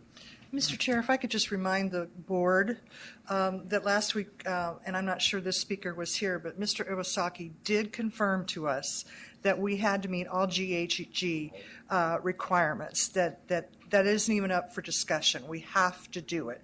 So I do want to make sure that my colleagues recall that that is what Mr. Iwasaki said. It is there. And I frankly don't understand why that is still a bone of contention with some members in our community when we have made it very clear that we will be complying. We have to comply with all state regulations, rules, laws, mandates. I totally agree with you. That was his final comments on that when he explained that to us. So, Robert, if I can go one step further, when the new administration came in and a lot of people brought up the same issue, it was a unanimous vote of the Board of Directors for the Bay Area Air Quality Management District that we stay with the standards that we set. We are not going backwards. Nobody's going backwards. The state's not going backwards. We will meet all of our commitments on greenhouse gases. So hopefully that last person heard that. So we got some decisions. Now we have some decisions to make, so we bring it back to the board. I can bring one back if I can in a hurry because I asked them to wait. And that is that last bullet, the transit policy has been updated. I think we're going in the wrong direction.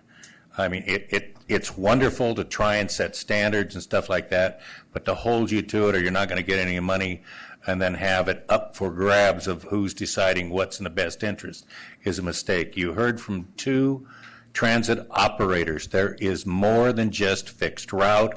There are a lot of things coming down the pike, and we need to start thinking outside the box. Mobility as a service, mobility on demand, it's working.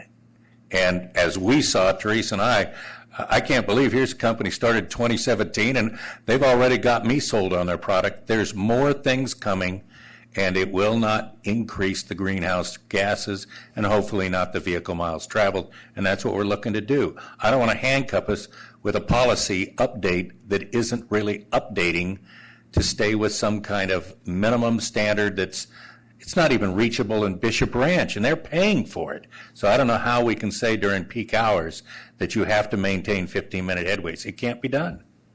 So what are you proposing? You want to take that? Eliminate it. The policy's fine the way it is without this. Go read the transit policy. I forgot what page it's on, and it's great. Is that the one on page 36, That's the one on item page 8? 36.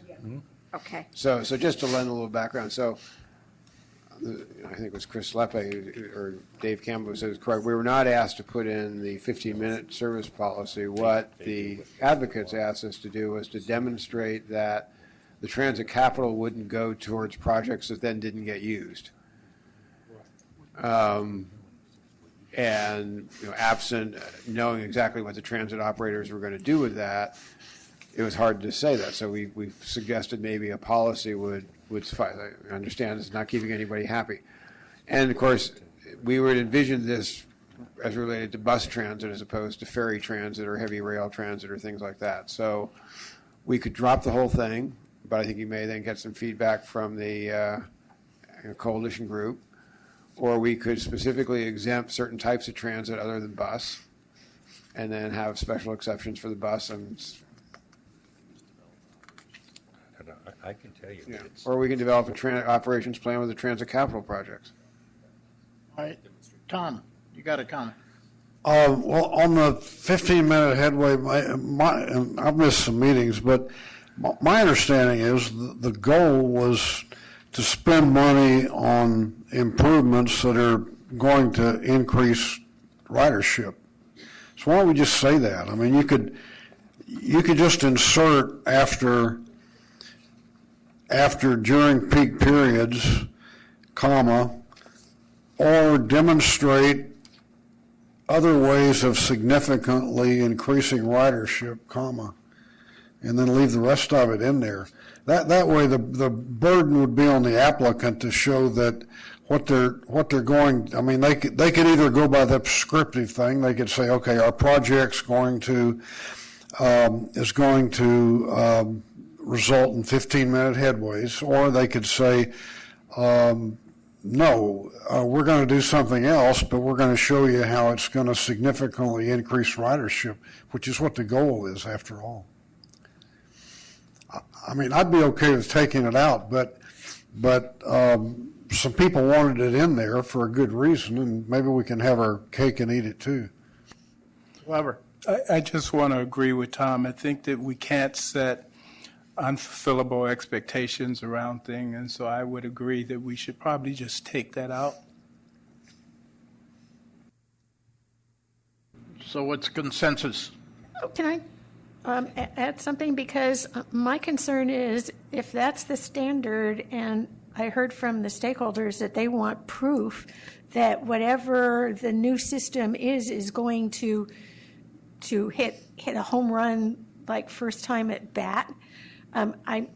That's what I heard. Now, that probably could be corrected, but I also think that we maybe ought to give the transit people some kind of lead time to reach success.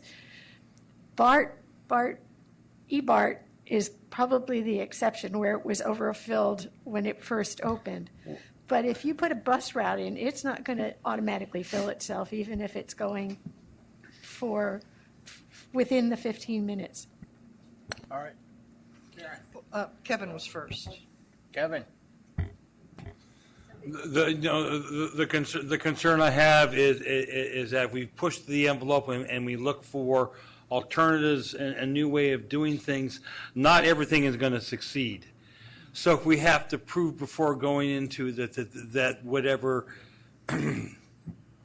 new route that we take is going to be a success, or we won't fund it, we can't do that, because, like you say, we do lots of pilots and lots of trials, and some of those are going to fail. So there has to be that ability to know that some things are going to fail, but we're still going to fund it with this money, because we're looking for new ways of doing things. And if you don't try, you don't experience, you don't understand.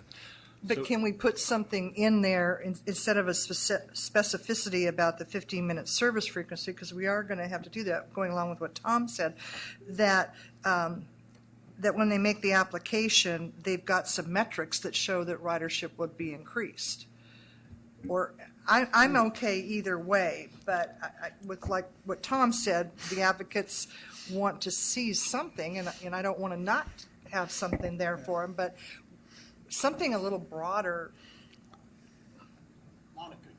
Yes, since I'm here representing the transit operators, we've heard from at least 2 transit agencies that are saying, yeah, 15 minutes is not going to work, but they are thinking out of the box on different ideas like Try My Ride and different programs that they are working with in their different sections of the county, which probably work for their different populations. I don't want to get so restrictive on the transit agencies that they're so focused on that they don't start thinking out of the box, thinking of ideas that help our seniors or help our youth or help our different community members or help communities of concern. So I think the 15-minute may be a little bit constrictive, but I would like to give them opportunities to think outside the box for more, new and different ways to increase ridership.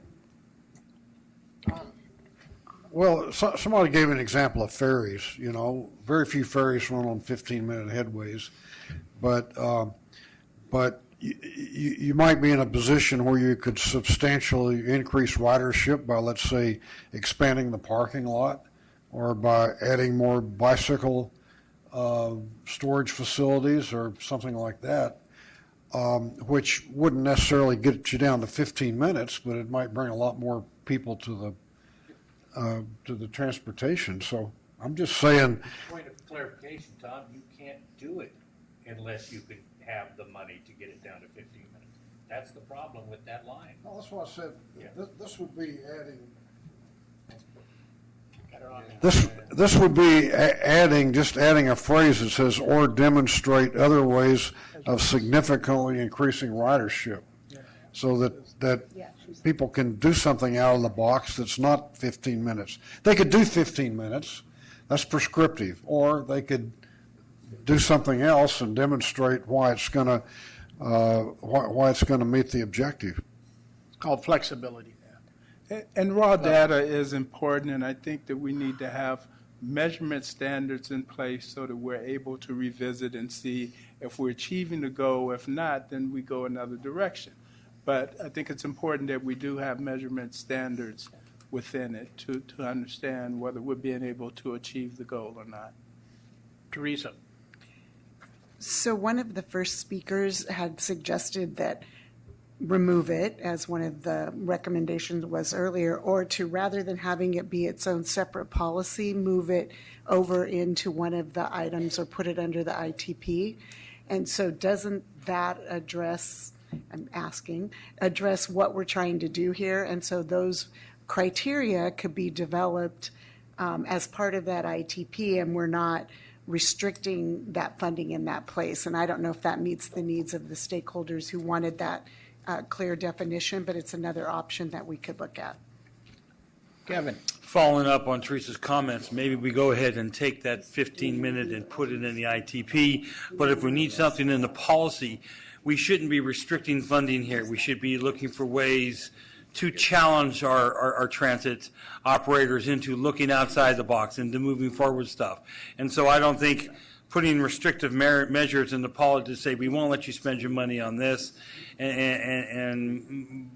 I think we should look at a more positive of framing the dialogue in here in the policy statement to say we encourage you, we encourage you to look for something different ways of increasing ridership and addressing the needs of those people who are underserved. And so that kind of, maybe we should reshape that policy and, like Teresa says, move the current statement into the ITP regarding 15 minutes as a goal or whatever.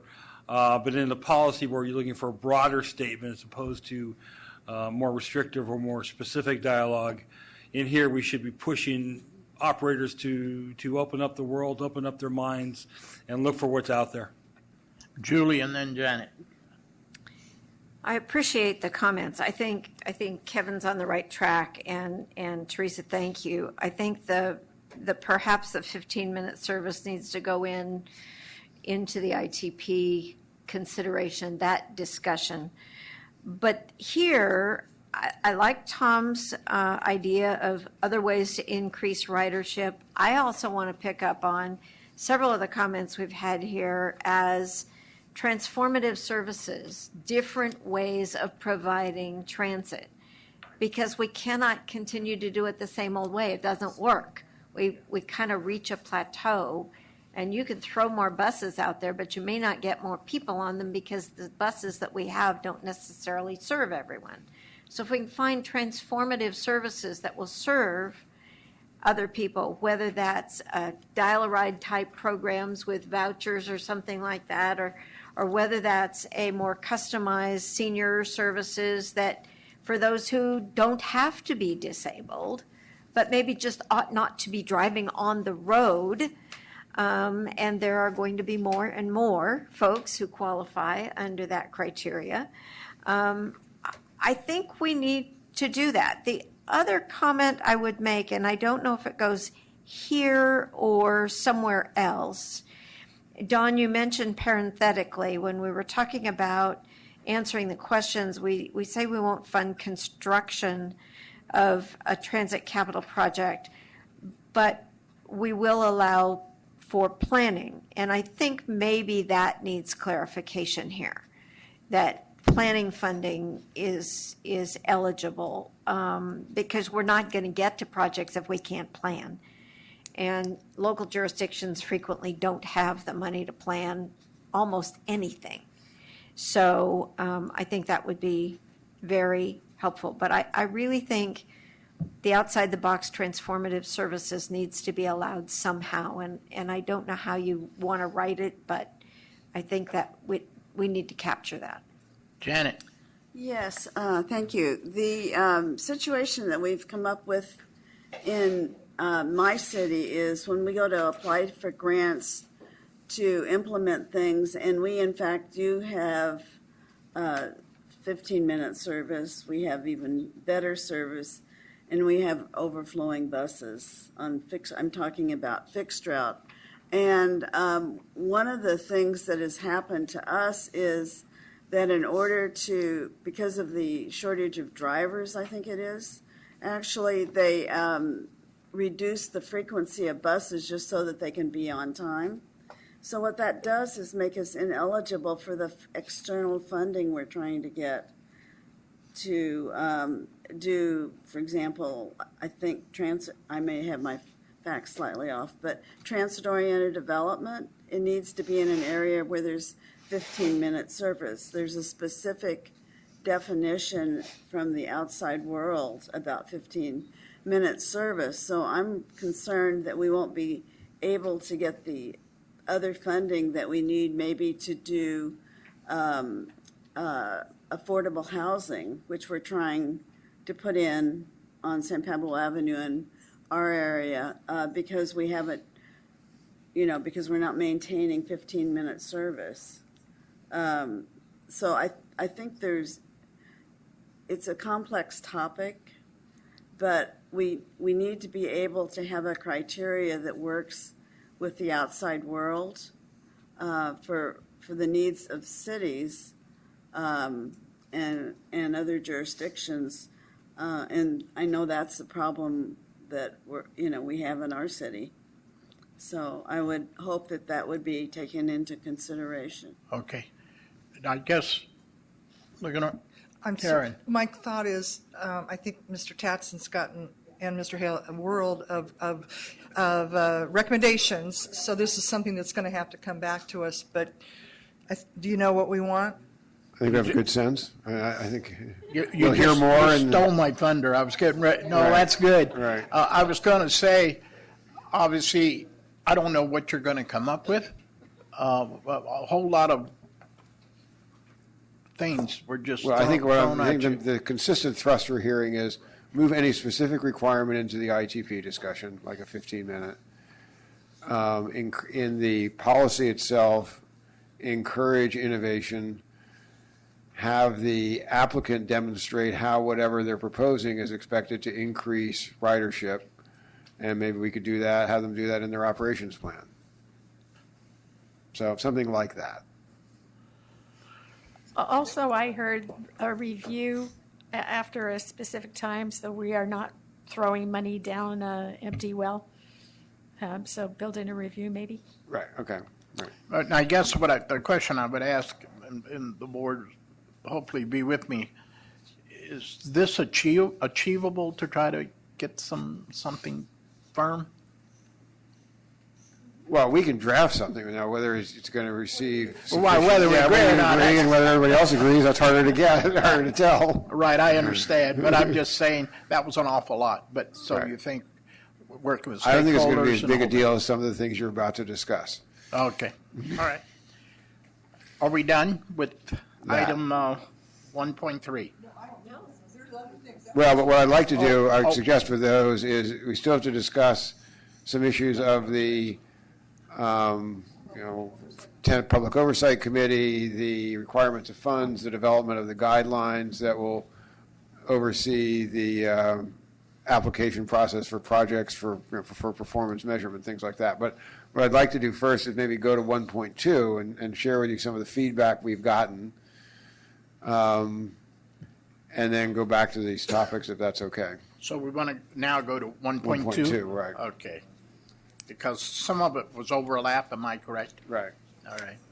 Okay, we're into 1.2. So you can get me 1.2. And I do have speaker cards already on 1.2.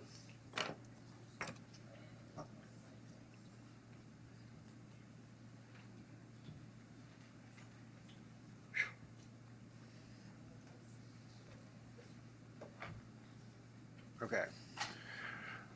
All right, so this refers to stakeholder input we received since last week, and it follows in the several categories: additional funding for transit, public oversight committee, disadvantaged communities, community stabilization, VMT mitigation bank, and there's another one which is the TEP expenditure plan review or amendment process.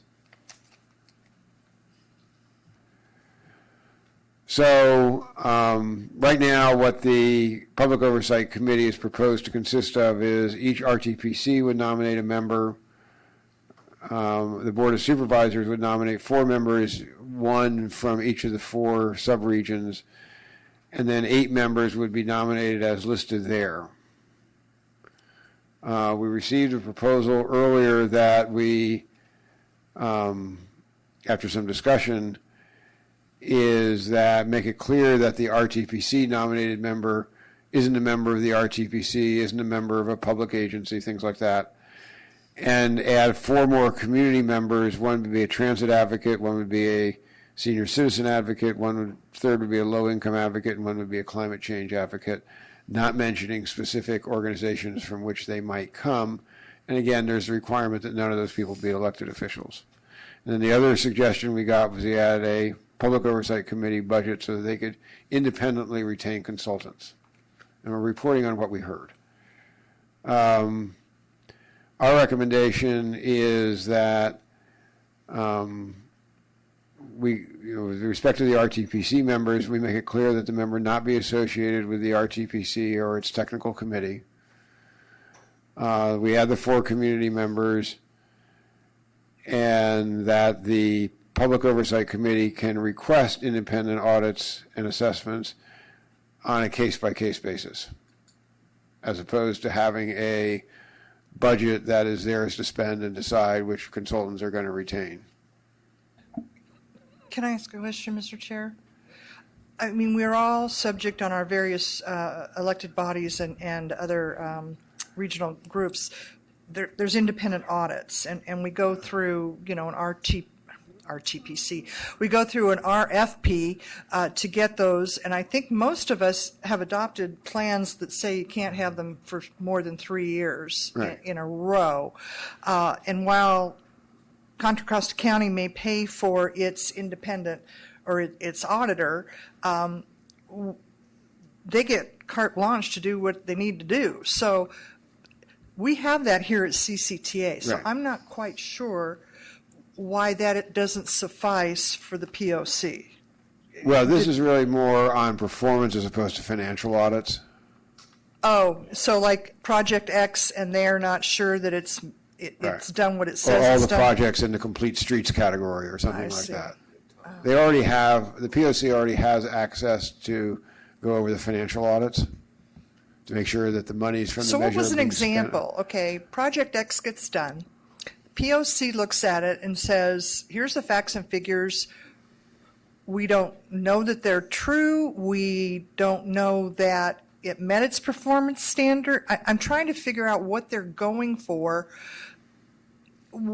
So it would be like hiring an additional body to review it as a whole new set of eyes? Could be that. Okay. I guess, okay. So, I mean, let me try and back up, and they'll speak to this more eloquently than I could. But,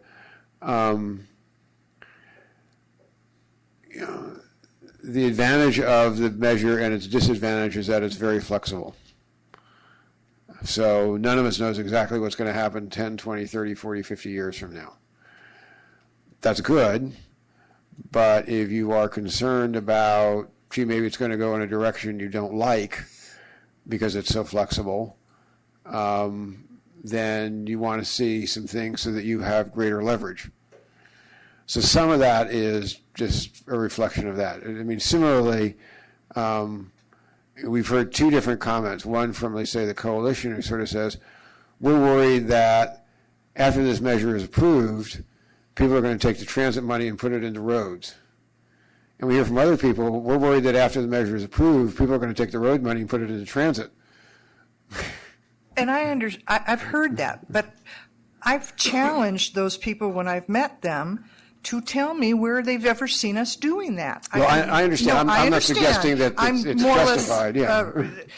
Asking the question and then sharing with my colleagues that really irritates me, because if the measure says we got to spend X dollars on this type of transportation improvement, we can't take it and put it somewhere else. I'm having a real hard time. Maybe our speakers can educate me on why they think we could do that after a voter-passed measure says you can only do this. So, thank you. Julie and then Hudson. You know, this one concerns me a lot because, as Karen says, traditionally we have always had a collaborative process here at the authority. We have a very good track record of doing things publicly, collaboratively, openly.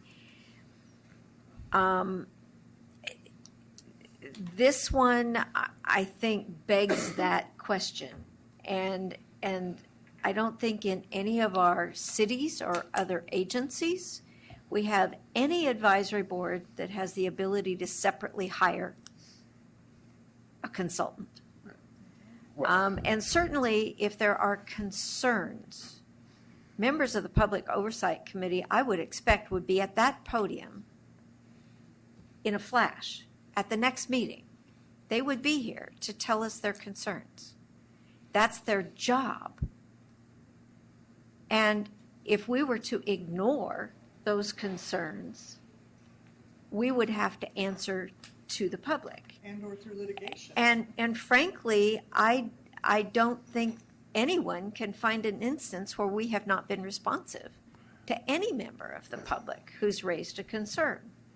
we may have disagreements, but as far as actually conforming to our plan, I don't think we've ever had that happen. And there will be a collaborative process to put together the criteria and the other things that are required. So I'm very puzzled by why this reach for separate power that none of us give to any of our other advisory bodies. Yeah, I just want to stay with what's on the screen right now, staff recommendation, and I can go for it. 9 times out of 10, I would just be repeating exactly what you just heard. But part of our problem is the word isn't getting out that we're doing that good of a job. So maybe if there's somebody on there from low income and climate change, eventually they'll open their mouth and tell people, you know, they're doing a pretty good job over there at CCTA. But I'm just staying with what's on the screen right there, not everything we've heard. I'm okay with what I see up there. Including the last bullet? Well, the last bullet says they can request. Yeah. It doesn't mean that they have a budget to do it. Yeah, but if you put in there that they can request it, there's an expectation that we will consider it.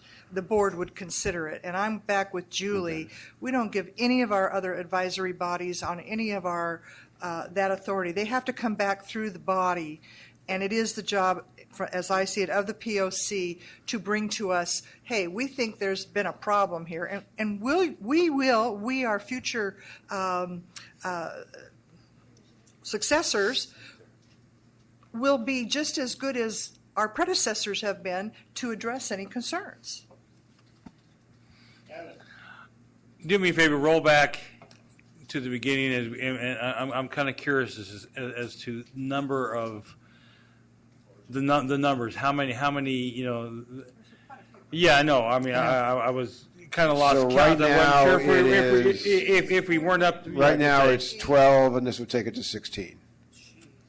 That's too large. Too large. I mean, the I've original been- I mean, proposal I've- we received from the stakeholder group was that we eliminate the RTPC members.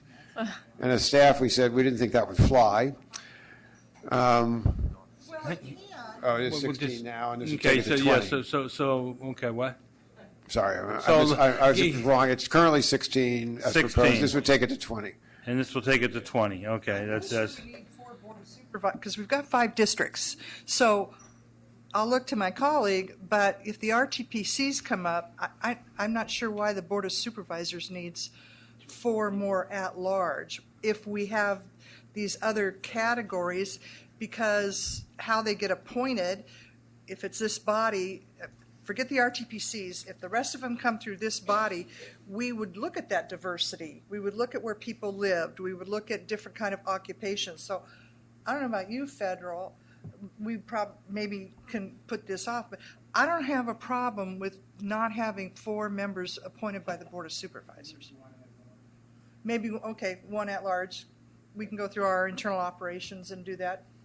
Because that would create So an 3. odd number Right, of people. right.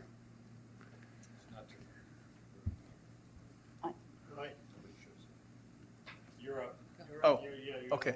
Thank you. I'm all for transparency. I have no problem with oversight advisory. But one of the things is when you look around this table, we're all elected officials and from some constituency. And to take on the responsibility of having any authoritative positions that's there other than this particular board, I think is irresponsible of our duties as a commission. But we need to be listening. We need to listen to an oversight committee, and they need to hold us accountable for making sure that we're listening. But in terms of authority or budgetary responsibility, that's our responsibility as a commission. So I'm all for oversight advisory, but I think we go too far if we get to a point where we're talking about budgets and audits and those things. That's for this commission to make decisions on. Yeah, I would agree with Supervisor Glover. And I also believe that having 20 people on an oversight committee is far too large. And if we're going to reduce 3 supervisors, That brings it to 17 with the additional 4 that are being presented. That's still too large. So I think you've got to pare this down to like maybe 9 or 11 members on an oversight committee. That would be my recommendation.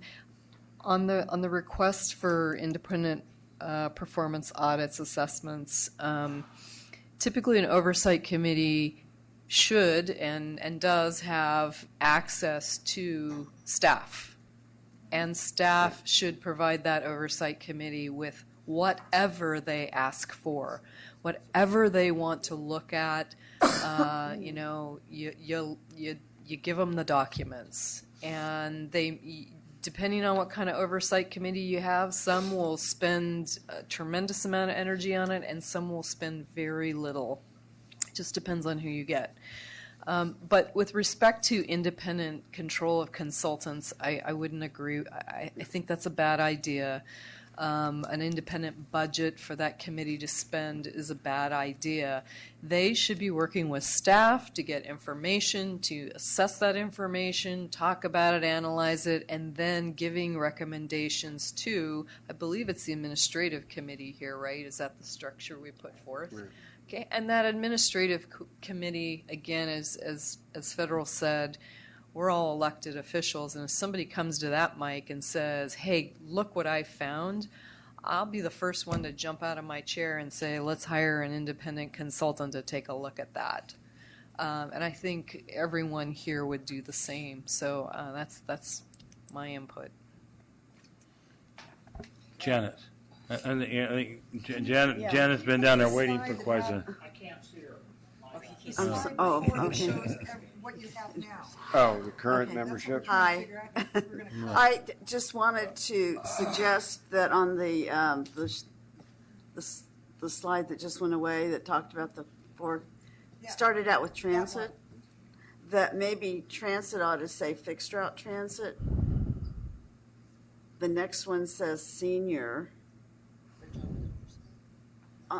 The one that just, You can consult, that if we could go back to the Well, slide hang that on, was I've out for had a while. requests for this slide and then your slide, so hang on. So also, What?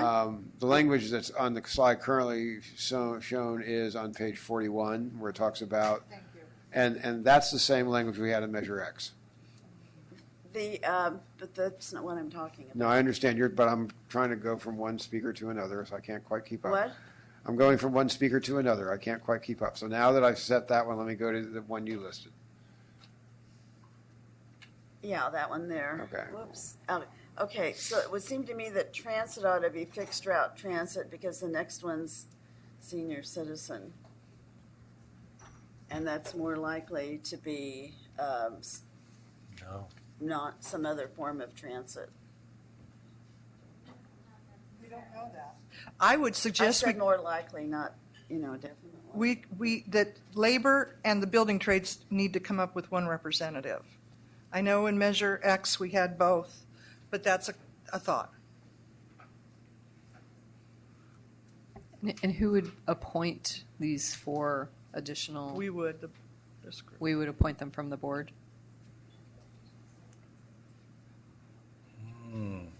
You could not, this doesn't mean that it's not important, but I don't know we need a specific person for climate change. I mean, we've already said we're doing the GHG and everything, and the POC is a public body subject to the Brown Act, is it not? Yes. So people can come and share their concerns. I think additionally, you probably do not need a separate member as a senior citizen. Every board oversight committee I have seen, pretty much everyone who does this type of work are at the ends of their career and semi or fully retired.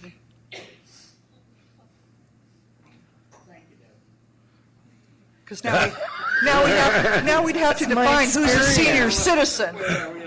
These young kids giving us this rip. I mean, I'm with you, Deborah. Take the senior citizen away and keep climate change on. And if I may, focus back, it seems to be the bullet at the end. This is request independent performance as approved by the authority. That is us. I mean, It's an expectation, Dave. I get it if you don't want it, but I'm telling you, it's an expectation that's there anyway. What you have to realize is when we set up the ad hoc committee to look at Measure X for a year or two, it was very clear one of the important things is the oversight. I don't think you can have, at 20 persons, too many people on an oversight committee. They're different points of view. As you put them up there, climate change is as broad as you can get. All of those are very broad. If people really want to be engaged and they want to be on this thing and apply, we had 76 people apply for a general plan update committee. Anybody got 2 votes, we put them on. It ended up at 33, did a great job. The reality is these people believe they're part of the process, and if you want to add more, I believe you can deal with 20 people. Staff's recommendation is to do this. It's not coming from people out in the crowd. This is a staff recommendation, and I'm fine with it. Based on Measure X. Karen, you're up. Oh, I'm sorry. Karen, you're off. You're off. Okay, what'd we come up with? Who knows? Who knows? So I've heard. Let me summarize what we've heard. So one is the 20 people in terms of the committee structure. One is the 20 people. One is reducing it to 9 with a little uncertainty as to what exactly who goes out of the existing 16.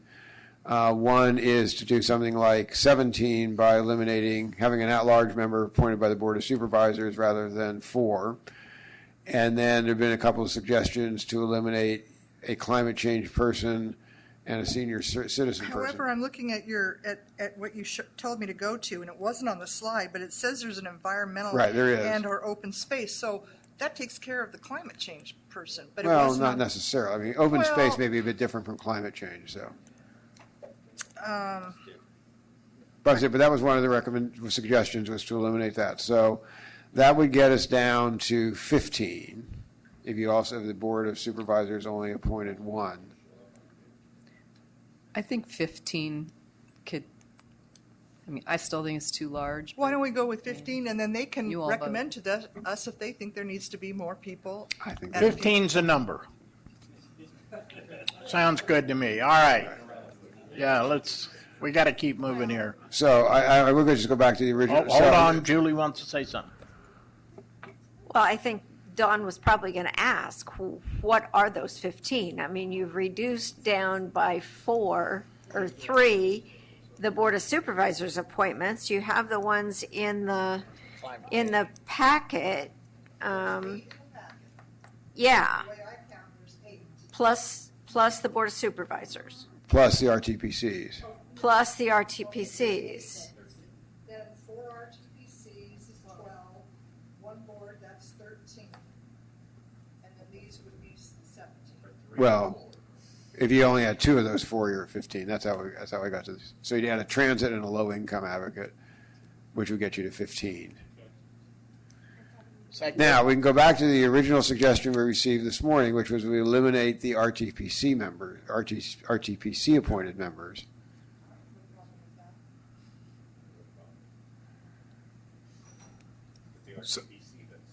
So you're saying eliminate the, Well, if you want a smaller number, we did not recommend that. We recommended that you still have 4 RTPC members. well, I would suggest that we continue to go with the 4 LTC, because I think that's important for a regional voice to be a part of that. So I would not eliminate that. And that's my willingness to go to 1 member, to an at-large Right. member from the Board of Supervisors, because those will be represented. Right, and I agree with Fredwell, because those people representing the RTPCs aren't affiliated with any organizations, aren't affiliated with any causes, aren't affiliated with any movements or anything like that. Hopefully, what we are getting citizens from our communities who want at large, who want to be involved in this process, and because it's important to have the representation in this process. So I can tell you, based on our interviews, Candace and mine on Monday, of people who want to be involved in the RM3 Oversight Committee, we had 20 applicants. They didn't all show up, but we had 20 applicants, and they were all very good applicants. So I agree, you would get good, independent people from your RTPC. So adding that, what is your number? It's still at 17 if you add these four, and it's 15 if you only add transit and low income. Well, you want to go to the 17? No, I would say 15. I think you go to transit and low income and you combine the climate change with an environmental one that's already stated here. So you pick on climate, and let's say the one you're not going to. All right. There had been a comment that a lot of the people who might serve are senior citizens anyway. Yeah, I mean, take a look. We're fighting over 2, and here's the staff recommendation: go to 17 if that's what you want to do.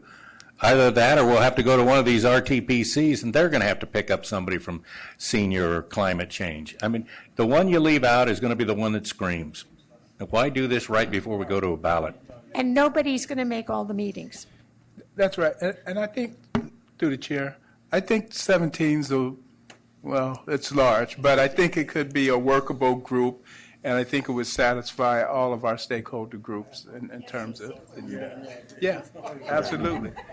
So I'm good with the 17. All right, What about alternates? Oh. There's a whole level of detail we don't want to get into. That's Okay. question number one. Can you make the meetings? Right. Okay, right. yeah. So it looks like 17. 17. And then the other thing I'm sensing is that while the Public Oversight Committee could always make suggestions to the authority about things they think the authority ought to look at, we're not going to specifically say that they could request a review of anything in particular, but that they would have access to staff. And they can still request. And then they can request, it's just not going to be written in the description. Up there at that dais and say, we see an issue here, you need to address Right, it. right. We're not going to put it in the document. You know, I think from a policy perspective, any recommendation that comes before us is something that we can consider.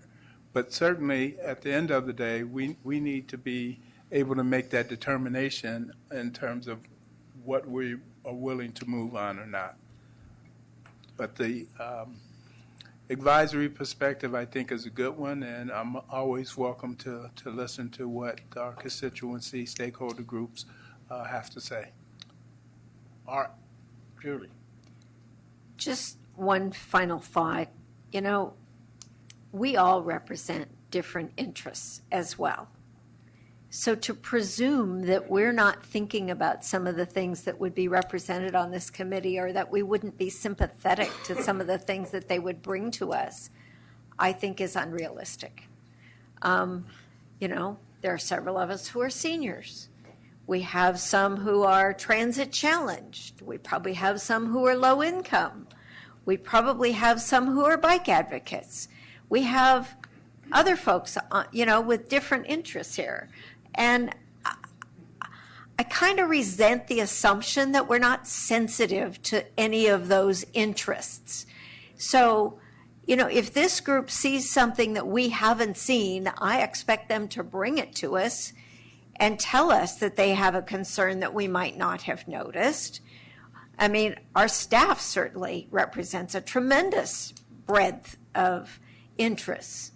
And so, you know, we're going to have a lot of people interested in this. We all represent the entire community. We can make the decisions that we need to make. So 17's a magic number, correct? Recognize, yes. All right, we're going to go back to the next category. All right.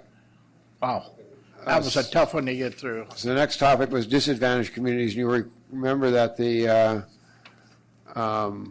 earlier request was that we would require that a minimum 20% of funding for projects or programs be allocated to disadvantaged communities or communities of concern. That's the request. Can I just say no? And if anybody is, no, I'm sorry, but we went through this at ABAG, MTC meetings. It's always a percentage off the top. Can you imagine if we went back to our cities and said, we're going to give 20% to disadvantaged communities? I can't tell you what they are, but you're only getting 15 or 18. I mean, we'll never get the vote to put it on the ballot. Okay, but that's not what we're recommending. Okay. No, I said that's what the request was. So we have several recommendations. One is, instead of using disadvantaged communities, as we've used sometimes, use the communities of concern, capitalized, as we discussed earlier. There is... Could you put the, in parentheses, as adopted by ABAG and MTC? Yes, we can do Thank that, you. at least once. Then on, if you turn your latest draft and go to page, let's see, 2, which is this nice blue page with the principles on it. There is, midway down on the left-hand column, there's one called Balanced and Equitable Approach. It's page 2, so towards the front. And we're suggesting that we add 2 sentences. First being that the authority will place a priority on ensuring funding will benefit low-income residents of Contra Costa County. CCTA understands that access to quality transportation, jobs, housing, education, public safety, and health care can contribute to residents' well-being.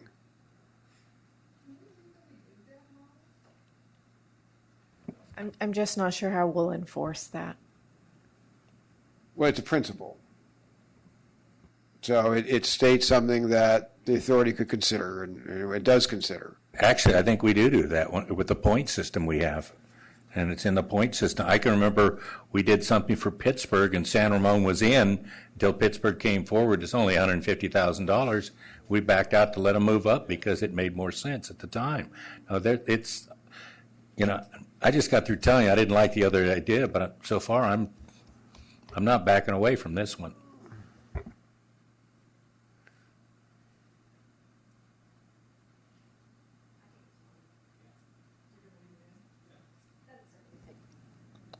Leave it in. Okay? It's a guiding principle. It's an overarching Right. goal.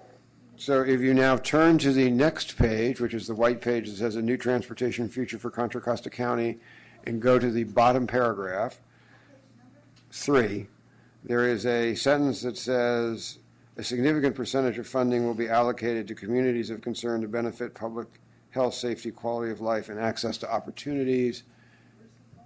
It's the bottom paragraph, middle sentence. The bottom of the page. So we're suggesting that we add that. And there was something that was similar to that there before. I don't have a problem, but it's really mind-boggling that we have to state that we're going to do something that we already would be doing. It doesn't say shall be allocated, it says will be allocated. I mean, if I'm not a community of concern and I'm a member of the public and I read that, it says to me that only members, communities of concern. I'm not saying that's what we mean it to say, but that just boggles my mind. Funding will be allocated to communities of concern to benefit their movement. Of course they will. They're going to be allocated to anybody to benefit their movement. I'm not sure why we're calling this out. I'm concerned that it's something that will come back to bite us in the butt. And so this is offered in the compromise of, we knew the authority would not want to allocate 20% to communities of concern, or probably any other specific percentage. But we're trying to indicate, this is a way for you to consider reaffirming your commitment to communities of concern as you have a commitment to all residents of the county. I understand that. So I'm going to ask this of our advocates. How, if 2 projects come before us and we go with the one that, quote unquote, for whatever reason does not benefit a community of concern, but maybe improves ridership, maybe does something else, can they not get up here and say to us, you've got this in your funding summary, guiding principles, whatever, that you would choose one over the other? And that takes away our ability to do our job. You know, I'm not going to die on my sword on this one, but I just have a lot of concerns down the road that we could be challenged legally on that if we did not pick a community of concern over another community because we could show the benefits were greater to the community that wasn't a community of concern. Maybe I'm the only one that has that concern. Go ahead. I would just say that It's not on. I would just say that I think that that this is a good compromise position with this language, and I'll leave it at that. If I can throw into, again, we're talking about communities of concern, capital C's, and I think I know a little bit about where Karen's coming from. I look at this communities of concern. We have different names for that. There was the Environ Screen one. I guess that one's out, thank goodness. But the Air District, which is, health and quality of life, all the things, they have it as care areas. And that's, community air risk evaluation. And we don't do that. We're just going to do the communities of concern. And, I'm going to let it go because, frankly, I think if we're going to do it, there should be a bunch of them, but we can't. So we've got to come up with some. MTC and ABAG have something. But I got to tell you, it's on a thin line, and if it keeps going where we got to throw a certain percentage of money into these areas off the top, I go back to those meetings, and I won't use names, but one's a senator now, and it still ticks me off at the 11th hour throwing 50% right in, from cap and trade into it. There's a lot of money going into these communities, and it's as if we don't do anything. Oh, we're trying to do more. So just real quick, I'm wondering, when you read that sentence, the one for page 3, I can fully agree with communities of concern to benefit their movement, but now we're entering into this again, public health, safety, quality of life, and access to opportunities. That was language that was there before, so actually we actually added the movement comment to what the authority had already looked at. It just seems like we're expanding beyond transportation again, and that line taken alone, read by someone taken alone, could be used in an entirely different way than we mean, I think.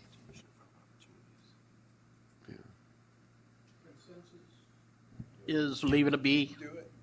Leave it be. Okay. Okay, I'll rephrase it. All right. I was corrected. All right. I stand corrected. And then on page 12, this is another effort at compromise, where we're suggesting adding under the achieving intended outcomes, somewhere in there, adding words to the effect that overall expenditures will provide substantial benefits to all residents of the county, and that in evaluating detailed funding proposals, the authority will assure that measure expenditures benefit those of all income levels, including those who live in communities of concern. And we need to make it clear that that means expenditures as a whole, not every individual expenditure. You can pick it. You can choose 1, 2, or 3 of these, or all of them. I like the page 12 proposal. That's great. You put it on page 3. Or wherever you want to put it, yeah. Put it both places. Use the same sentence on both sides. All right. Okay. Are we good with that? I think. All right. All right. So we're now going to change the language on page 3 of the 2 lines, and we're going to go with the 3 lines for page 12, and you're going to figure out where to put it. Right. I think sort of what I heard from the head, from the head nods, is you would be just as happy if we took out what's on page 3 and either include what's on page 12 twice, or put it in whatever the right place is. You got it.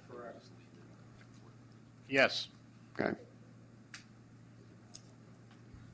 Let me just point out, if you can go back to that language there, on page 12, when you read the 2 sentences there, they actually are rather redundant. And if you just use the second sentence, would that not be enough?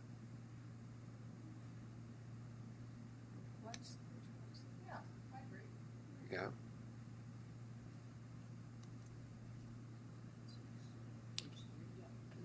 No, page 12, second sentence. Yeah. I mean, we wouldn't be doing this if we weren't intending to have substantial benefits to all residents, right? I mean, if you're going to put that in, put it in somewhere else, but. Okay. All right.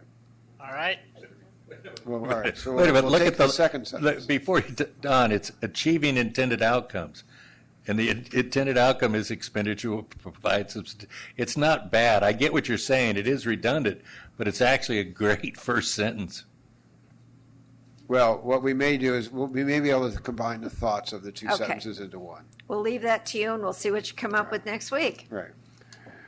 Well, Go ahead, sir. I would just say that the language that's on page 3, I'm in favor of leaving that in. Okay. And also, I appreciate the language that we're looking at here on 12. All right. So, Mr. Chair, this is your opportunity to create a majority or consensus or whatever you can achieve, so you can give us direction. Okay, we've got two choices. What do we want to do? Karen, you good? What are you good with? 12? Over here? 12. You got it. And not 3. Not 3. Okay. Moving on to community stabilization. The requested change was that we support community stabilization efforts where projects and new investments lead to increased. It's in the letter we received. Remember, this is something we said at the last meeting we were going to come back and look at again. They wanted setting aside funding for tenant counseling and legal services that promote community stabilization and adopting a no net loss provision and providing additional points within project scoring criteria for jurisdictions that have policies from a menu of established anti-displacement and affordable housing policies. So we think there are several options. One is in Section 8 in the Growth Management Program. We're already requiring jurisdictions to adopt a number of generally environmental-related new policies. We could require them to adopt a community stabilization policy. What is that? That would be up to just as the Hillside Ordinance policy that's already included in that page it's up for the jurisdiction to define. We're laying out options. Okay. I'm going to speak as a member of ABAG, or with my ABAG hat on too. These are things that we are working on through housing and planning, and I'm looking at number 2 now. Local jurisdictions should consider adopting anti-displacement and affordable housing policies. That is not the job of CCTA. I'd buy that for $1. I think you're right. And even though we want to talk about reduce and reverse commutes, again, all of this has to do with housing policy, and that is not CCTA.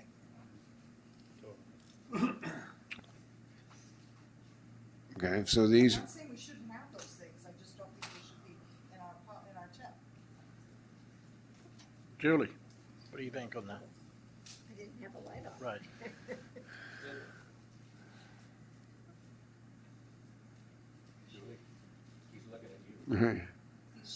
I know he's looking at me, but I'm reading the language on the screen, trying to think before I just blurt out something stupid.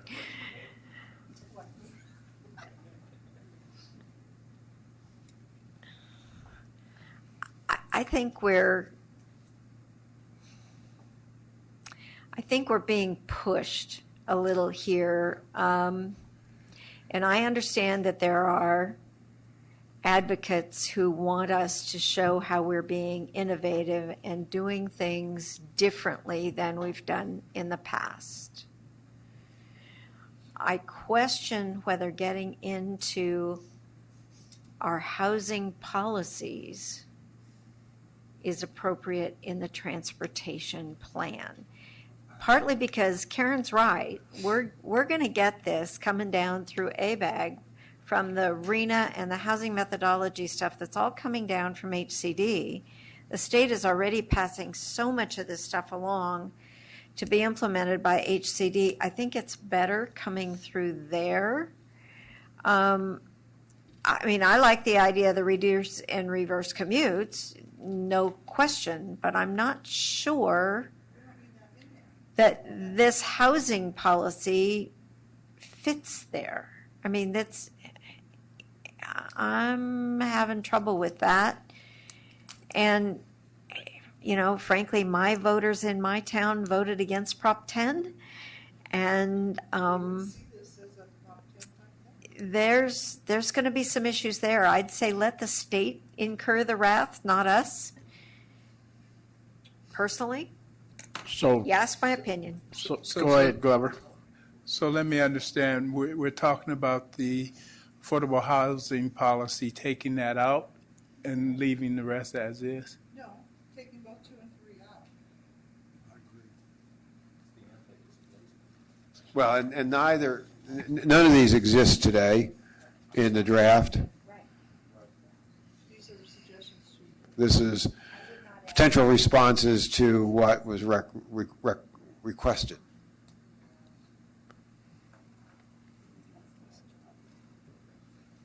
I think CCTA is a transportation type program, not a housing program.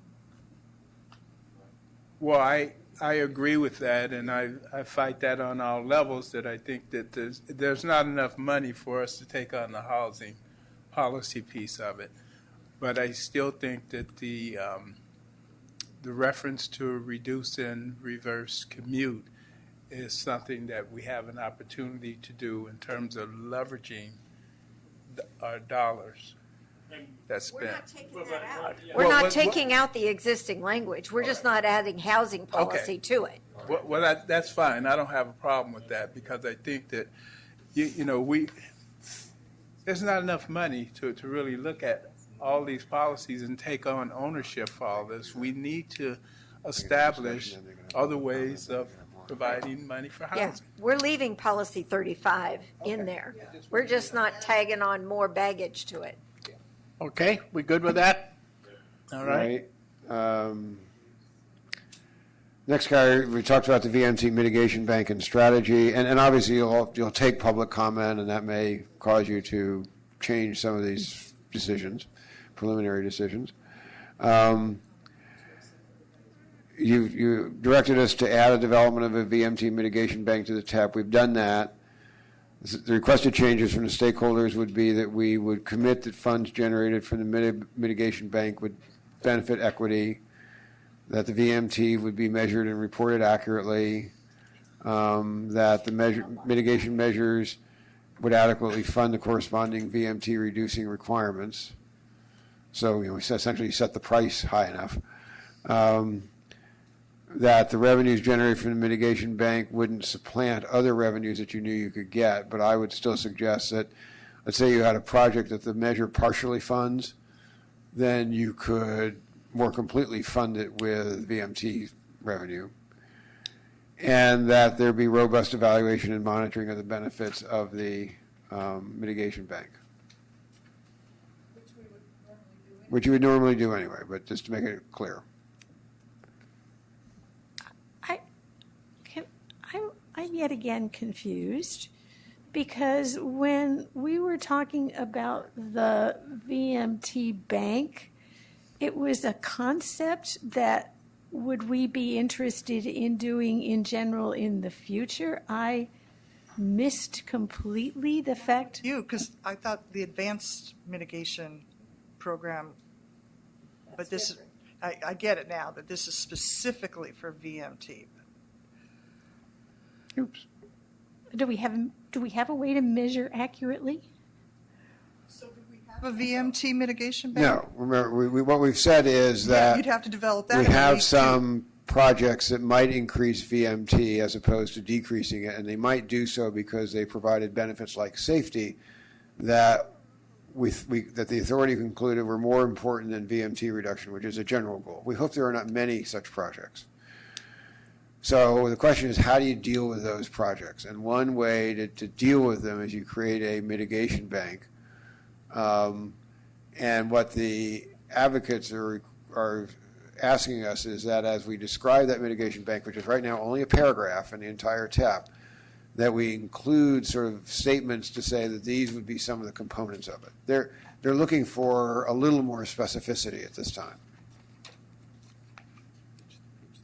It's page 30, bottom of page 39. I don't have a problem with these, but when I see VMT will be measured and reported accurately, Has there been a standard established for how to do that? Is there any of these? I'm not sure where they are, so no. Okay. We would have to, do that as part of the Going development. back to our previous discussion, let's just make the assumption that when we get the standards, we will do that, because there'd be no reason for us not to report them accurate. So I think one of the concerns that we've heard from the advocates here is that you develop a project and you say it has, creates a 50,000 VMT over a year. They want to make sure that you look at the project during its life as opposed to just a 5 or 10 year period, which seems to me is something that would be reasonable to do. Bob?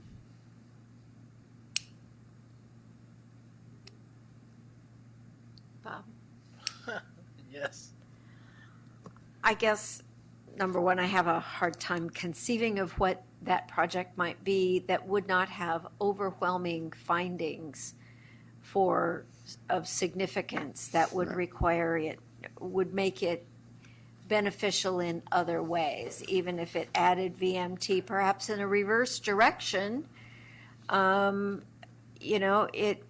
probably would wind up neutralizing others, and I cannot conceive of any project that would be so significantly VMT inducing that we would need to go through all these hoops, that we could not find findings of overriding significance, just like we do on an environmental document, that say this is a really overriding reason why this is a good thing, and it outweighs any bad stuff. I just think we're getting ourselves down into some weeds here that we may not like the outcome for. We might decide 10 years from now we want to do something. We're not precluded from doing that. But right now, I think this is overkill. Kevin? I understand a lot of what's being asked of us, but for me, a lot of it appears to be somewhat confrontational and adversarial. We are all very proud of the reputation we have, of the work that we do, under budget, on time, meeting all the requirements stated to us by the state. But the way a lot of these statements are worded, it is very confrontational and adversarial. And it almost appears as if they're setting up an adversarial relationship they want to build, which we haven't had before, because there isn't a need for that, because like I said, we are very proud of the work that we've done here and our success records and the way the way we are so diligent and comprehensive on how we spend the money in here. And so although I understand a lot of what they're asking for, the way it's put to me is offsetting. And so So I would ask if we said it more nicely. Are the concepts okay? Well, if you're challenging whether we report things accurately or not, I resent that highly. Well, I'm trying to remember what I was going to. No. I think I have an idea where everybody wants to go with this, but we got to get back to the basics. The VMT came about, for the most part, it got its basic roots tied into greenhouse gas reductions, SB 375. I mean, if you somehow want to relate it to that, okay. But for the most part, I see other people doing this. Whenever you go after a grant or we bring in the Air District, they're telling you the same stuff. So it's like we don't believe them either. I mean, if Don can come up with a warm and fuzzy to do this, I won't go crazy and say we don't have to do it. Commit the funds generated from mitigation bank would benefit equity. I don't even want to start on that one. But measure reported accurately, no such thing. I mean, well, yeah, there is such a thing. We report everything accurately. I'm sorry, but I got to tell you, we have a thing at the Air District. Karen, a mobile source that says VMT reduction, and we wanted to do a what do you call it, an express bus from Pittsburgh to San Ramon, and we had 40 people to put on the bus, and they said, well, and now that's it's $1 million per whatever. We didn't hit the target. So, I mean, I get where it could be There's two things difficult. here. There's CEQA, and then there's money if they go over it. And we've got to let CEQA take the lead here because that hasn't even become effective. Is it January 1? July 1. Next July. So that's when VMT takes in. Let's see how that plays out and whatever. And then, like Julie says, in the future, if we see a whole bunch of things coming through with a whole bunch more VMT, maybe we do set up a bank. But how can we set up a bank now when we don't even know how we're going to be measuring stuff and what the response is in the mitigation plan of a CEQA document to VMT? I just think this is premature. I can't believe I followed that and agree with you. Okay, and try to move it here. So it sounds like we're trying to put the cart before the horse. So I'm almost hearing this as eliminate the paragraph that relates to VMT as part of the advanced mitigation plan. I mean, I'm not sure I'd recommend that, but. Is that what we're doing? Restate it. Restate what you said. Well, so one thing is we've got a paragraph at the bottom of page 39 that has a reference to potentially developing a vehicle miles traveled bank. So one option is just to leave that language. Another option, if you really don't want to be the bottom right paragraph where it says pursuant to Senate Bill 743, et cetera. And it talks about the authority will.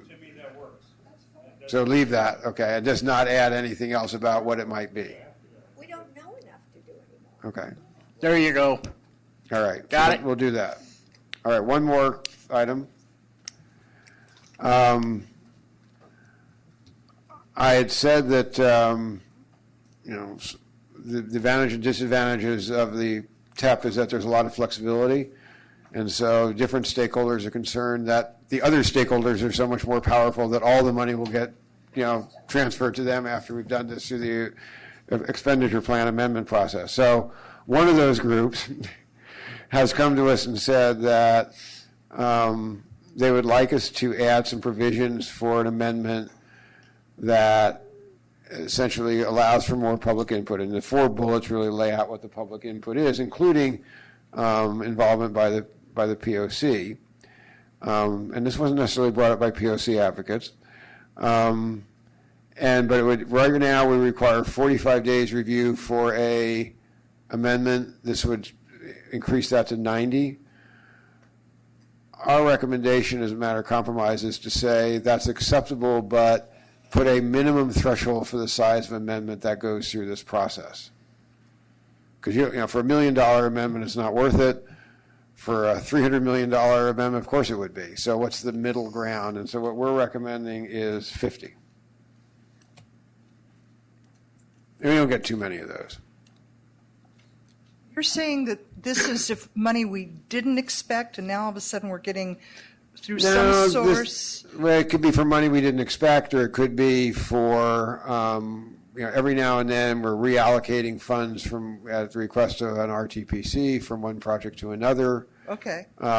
Could be new funds, so whatever would create an expenditure plan amendment. I just find that the need for such amendment shall be properly demonstrated in a regularly scheduled public meeting. We do that already, I know. don't we? This is just spelling it out. Okay, I just want to make sure. Yeah. So the only real change here is that the POC is referenced, but it's a public process, so they could look at it anyway. And we haven't had that discussion yet on the POC. Yeah, and then the big change is the 90 days. Given that description, if an RTPC wanted to change a project and move money, say, in our case, in Central County, we moved a project from a Pleasant Hill pot that wasn't going to get used right away into a Concord pot because it was.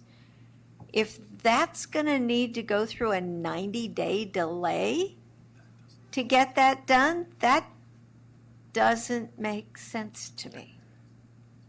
And what Tim's saying, it doesn't need, but in any case, it would only need if it's over 50 million. 50 million? That's what we're proposing, or you can set a different level. So we're trying to make sure that the small amendments don't have to go through this extended process. Just as a point of clarification, we did that with Norris Canyon, and we dumped it. Does anybody remember what we did? Because I swear it took more than 90 days to do anything with it, but that was a $100 million or $80 million project, and, you know, the one city in Southwest kind of blew it. But, you know, so how did we handle it? I mean, does the 90 days scare anybody with that? To me, the answer is no. I don't even remember what we did with the money if we did. It just, it didn't come to me. What's the object of what if you said, like, for me, it's always time. And, you know, next thing you know, 30 days, 60 days. Why don't we go 60 days? Why do we want to go any days? No, But that's right, Bob. Your current procedure is 45 days. Well, then, can't we stick with 45 days? This is a request. Right. Okay, I know it's a request, but Yeah. to just keep extending things out, because sometimes we might have extenuating circumstances. I'm for keeping it to 45 days. Can I clarify one thing real quick? Yes. So to answer Commissioner Hudson's point on terms of, you know, Norris Canyon, so that was done through the strategic plan. So keep in mind, there's a whole other document after this that's the strategic, what we're calling the strategic delivery plan. And so what this expenditure plan amendment is saying is that you're actually making amendments to the actual expenditure plan, which would be the funding categories and amounts that are on page 4 and 5. Right. And not to the strategic plan. And not to the strategic plan. Okay, So that was unclear to me. The strategic delivery plan gets amended through a different process directly oversaw by the authority. And so this is the expenditure plan process to amend this I'll go with the document. 50 million and the same 45 days. No, you know what, I think for that, for the basic expenditure plan that we have right here in the front of this document, that 90 days I think is fair. Because that's what we would do if we were going to enter into a 10-year review or something like that. We'd want at least that. My for other, a process. I don't have a problem. I will defer to those who've been here longer. Has it happened under Measure C or Measure J? Yes, there has been Yeah. expenditure plan amendments under Measure C and Okay, Measure J. and but it was limited to 45, and I'm happy to go with the 90 days if. Okay. I think that's okay for this, not for the strategic plan, but for this. That clarification is critical. No, and just a quick reminder that we at this agency is governed by open meeting laws.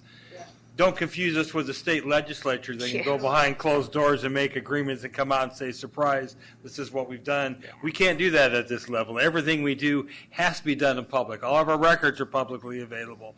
And there's no hiding anything in this organization. And that oversight body will be, yeah. We'll be there to keep an eye on it.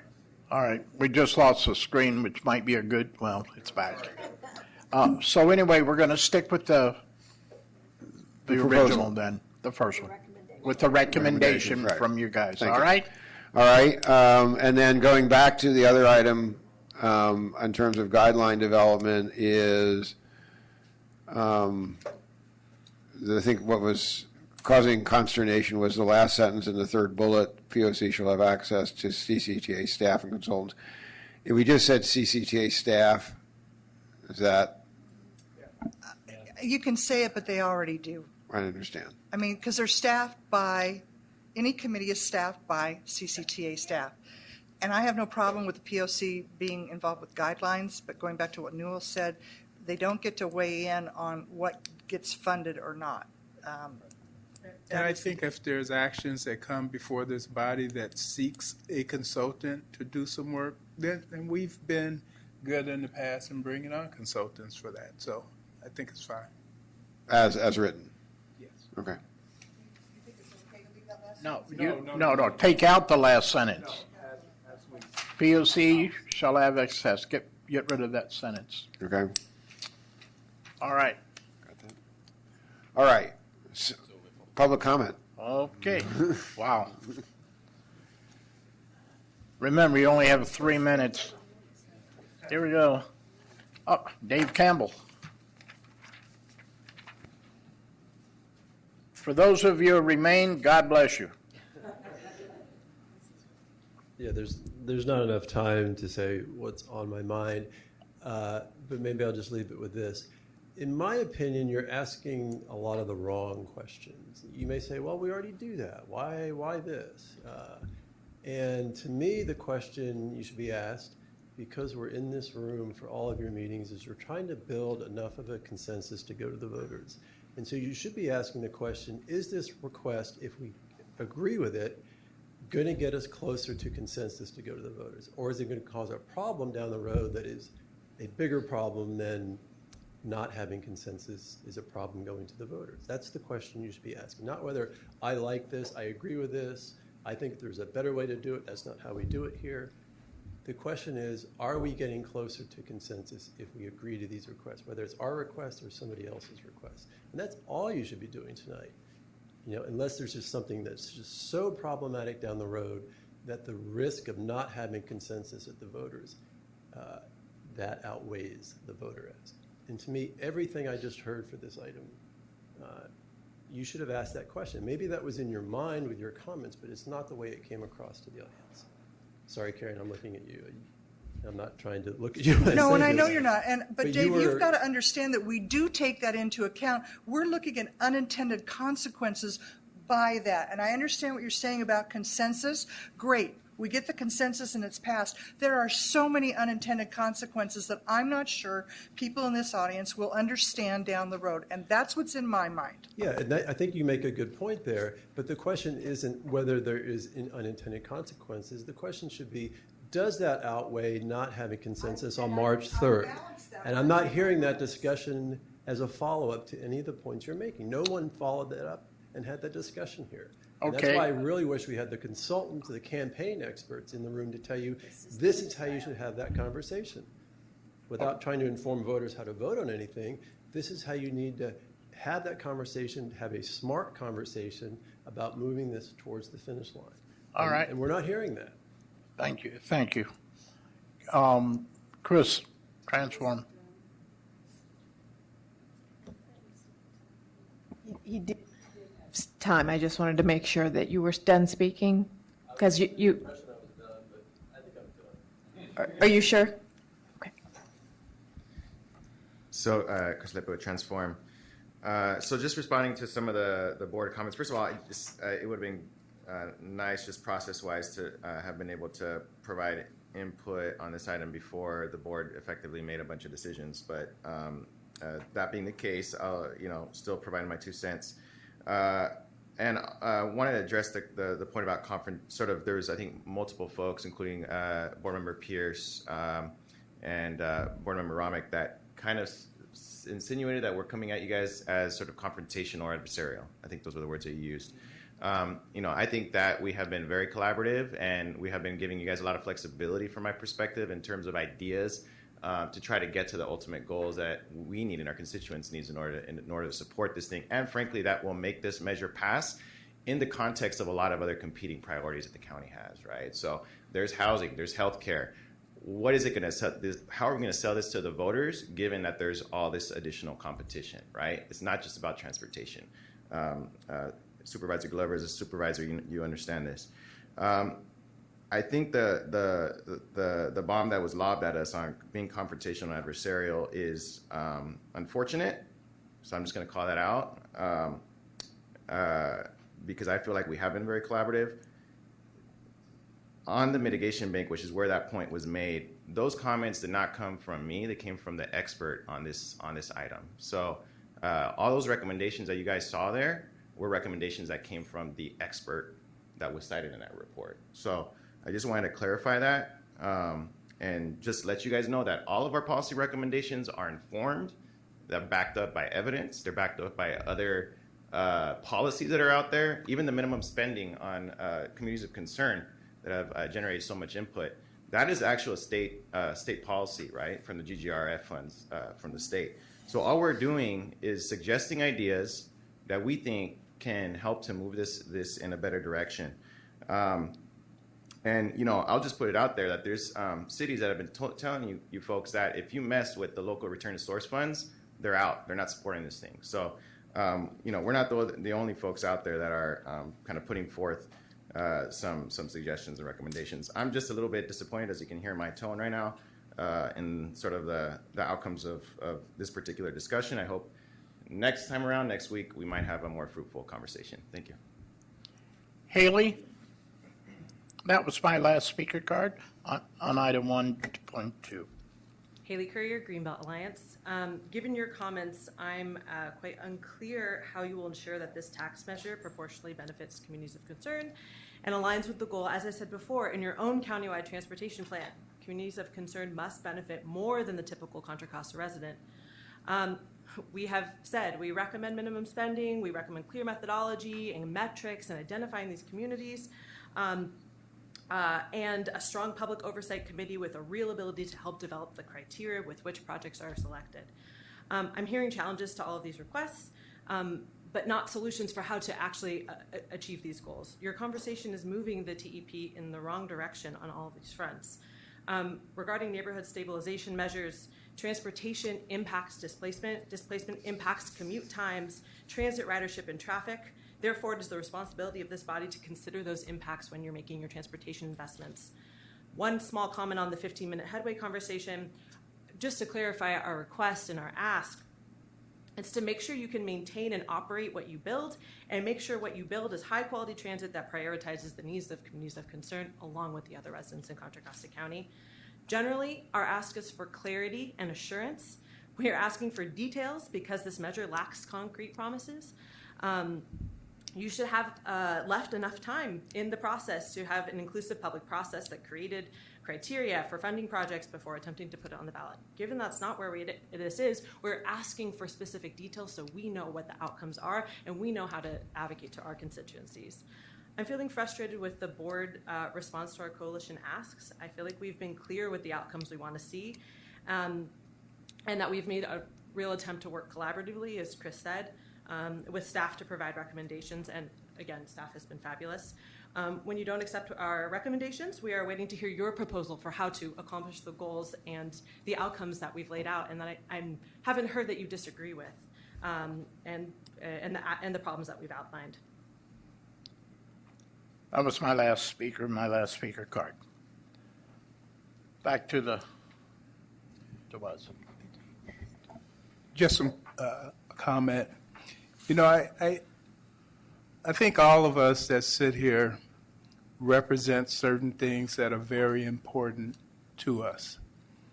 And I think that this measure is one, am I 100% happy with what's in front of us? Absolutely not. And no one out there that is sitting there from the various stakeholder group are going to be 100% happy. But what are the compromises that's been made in order to have a measure that is going to be sellable to our communities?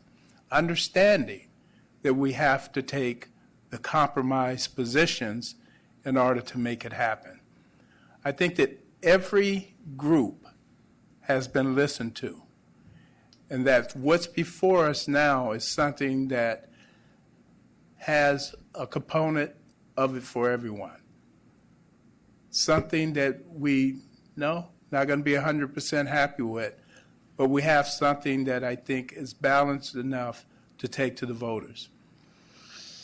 I appreciate what I'm hearing from Transport, Greenbelt, and I think there's been compromises along the way to try to make sure that it looks and feels good to that constituency. Because that's all our goals, is to try to have something that's going to sell, something that's going to pass. So compromise is the only way we get there. And unless you're willing to compromise on things, there's not a fight, because the measure won't pass.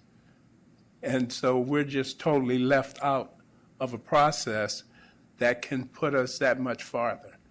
We're talking about $1 billion measure. The county's budget is over $1 billion a year, and we're still not satisfying all the constituencies that are out there. So I appreciate the comments. I think that we all need to rethink and to become very focused on the opportunity that's in front of us today and understand that many compromises have been made and that we got to get on the same page and make this successful. Thank you. And I too want to say that we have listened. I always find this in government. People listen, but if we don't agree, it means that we didn't hear you. And that isn't a fair thing, in my opinion. You come with your experiences, we come with our experiences. And relative to the fact that this has been put together quickly and nobody knows what the projects are going to be, and I heard from an earlier speaker under 1.3 that this was unlike other measures because of that. Well, I've been thinking about that as we've been going on. Yes, previous measures had specific things, Caldecott Tunnel, HOV lanes, completion, Antioch BART. There were specific things, but there were a lot of things in those measures that weren't defined other than through the TEP. So I think that's where, at least I won't speak for my colleagues, but where you're hearing my pushback is all of a sudden we've got a measure. I'm hearing from people who would like additional things in it that because it's got stuff we don't know that's going to happen, you need to put all these things in place. And I challenged the folks that came in to meet with me that I felt they needed to do more homework because, and I would say it again, because those previous measures, as I just said, had things in them and we went through public processes. And when I think about the equity issue and what we just discussed, it goes through the city council to see if they even want to put it into the RTPC. That's a public process. Then it goes to the RTPC, and that's a public process. Then it comes to CCTA.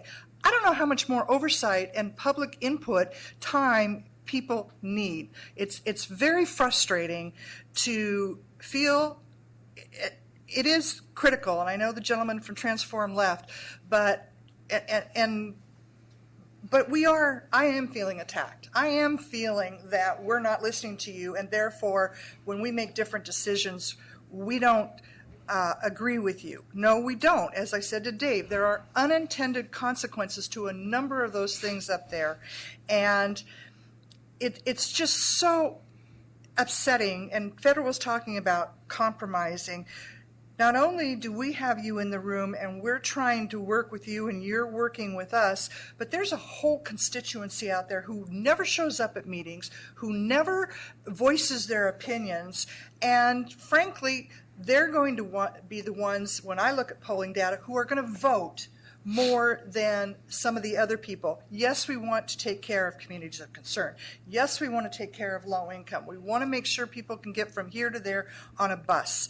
But asking the question of why shouldn't we put this in here because it'll help get more voter approval, I'm putting in the back of my head, this is something that's going to turn a voter off. And so you've got to balance it, and we listen to our constituents besides just those who show up in this meeting. As a member of the Board of Supervisors, as members of city councils, we are on regional meetings. We go to a number of different community events. People talk to us about what they want. I know your members talk to you, but we've got a broader constituency of people we listen to, and then that's why we get elected, because people trust our opinion. And if they don't, then they don't vote for us the next time. So maybe I felt this needed to be said, that we are really trying to balance the needs of the community, the type of thing. And Dave, we can't bring a campaign consultant here because we can't pay them. We cannot use public funds to pay for a campaign consultant to come and tell us now how we should be conducting a meeting. We can't do it. It's illegal. Pardon me? But he's not being paid by us, and he can tell you all, but he can't sit here as a member as a consultant telling us how to do stuff. We can talk to him one-on-one. I think we are done with public comments, so maybe I could just encourage. Anyway, and I'm sorry, I got off it. I'm finished with my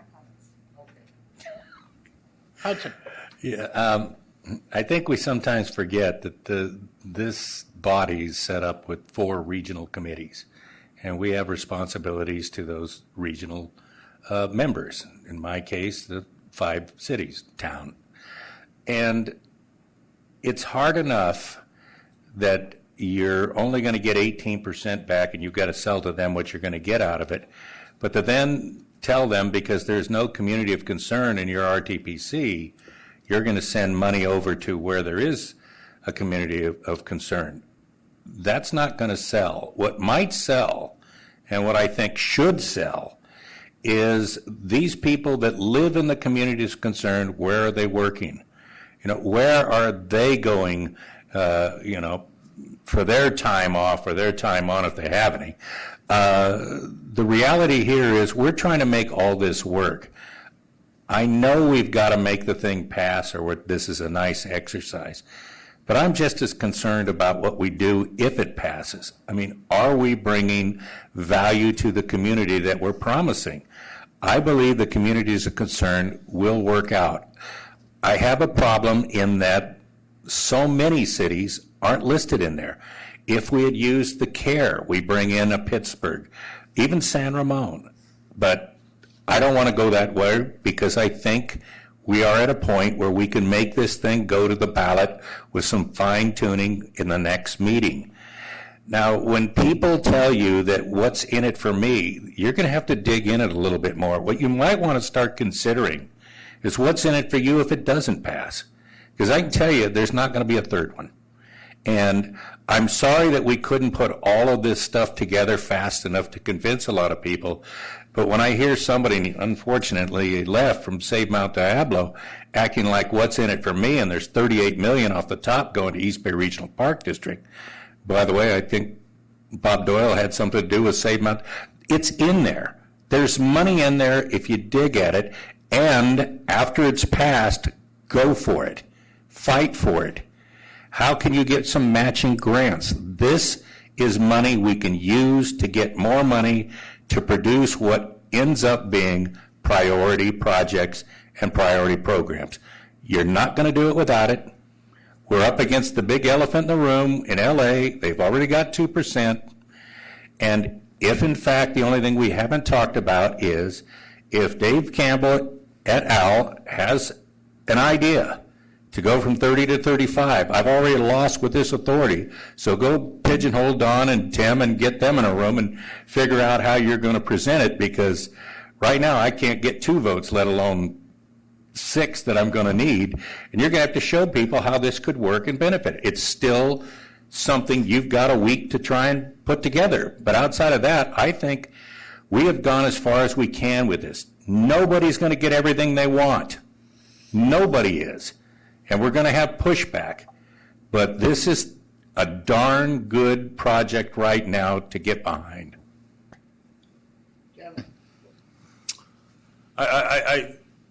I participated in the phone call this week with East County residents, and I did a little preparation, which I didn't have to use, but I came up with some studies and some numbers that I found were interesting that may apply to what our discussion in here. 1 in 8 U.S. residents live in California today. 1 in 8. We will be adding in the next 30 years of life of this measure 10 million more people to California. 700,000 of those will be in Contra Costa County in the next 30 years. If you use today's average house size of 2.86 people per household, that's 250,000 additional units we'll have to provide in the next 30 years of housing. If you use the average right now of 2 cars per household, that's 500,000 more automobiles that'll be on the roads if we do if this measure fails and we are unable to address that issue of how do we change the dynamics of the impending Carmageddon that's coming our way, and what do we do with 500,000 additional cars in the next 30 years on our current road system? So it is imperative that we work together and come to a solution and reaching those compromises, as Frederick pointed out, to be able to move forward and to get this on the ballot in March and get it passed in March, and so we can prepare for what's coming our way. Any other comments? Yes. No, but I'm asking for comments. I've decided I want another $150 million for BART. Okay, any other comments? 150 or 150 million? 150 million, it's what I need for my new fair gates. All right, we still got two more categories. Yeah, I just quickly wanted to say, when I apologize to the authority, I forgot to transmit one of the stakeholders' requests, which is that we increase transit spending. They had suggested two ways of doing that. One is we just reallocate 2 to 3% from other categories to transit. And the other was that we extend the life of the measure for 35 years, which would, and essentially, once you take out the return to source funds, et cetera, that you allocate those additional funds. I wanted to make sure you knew about that.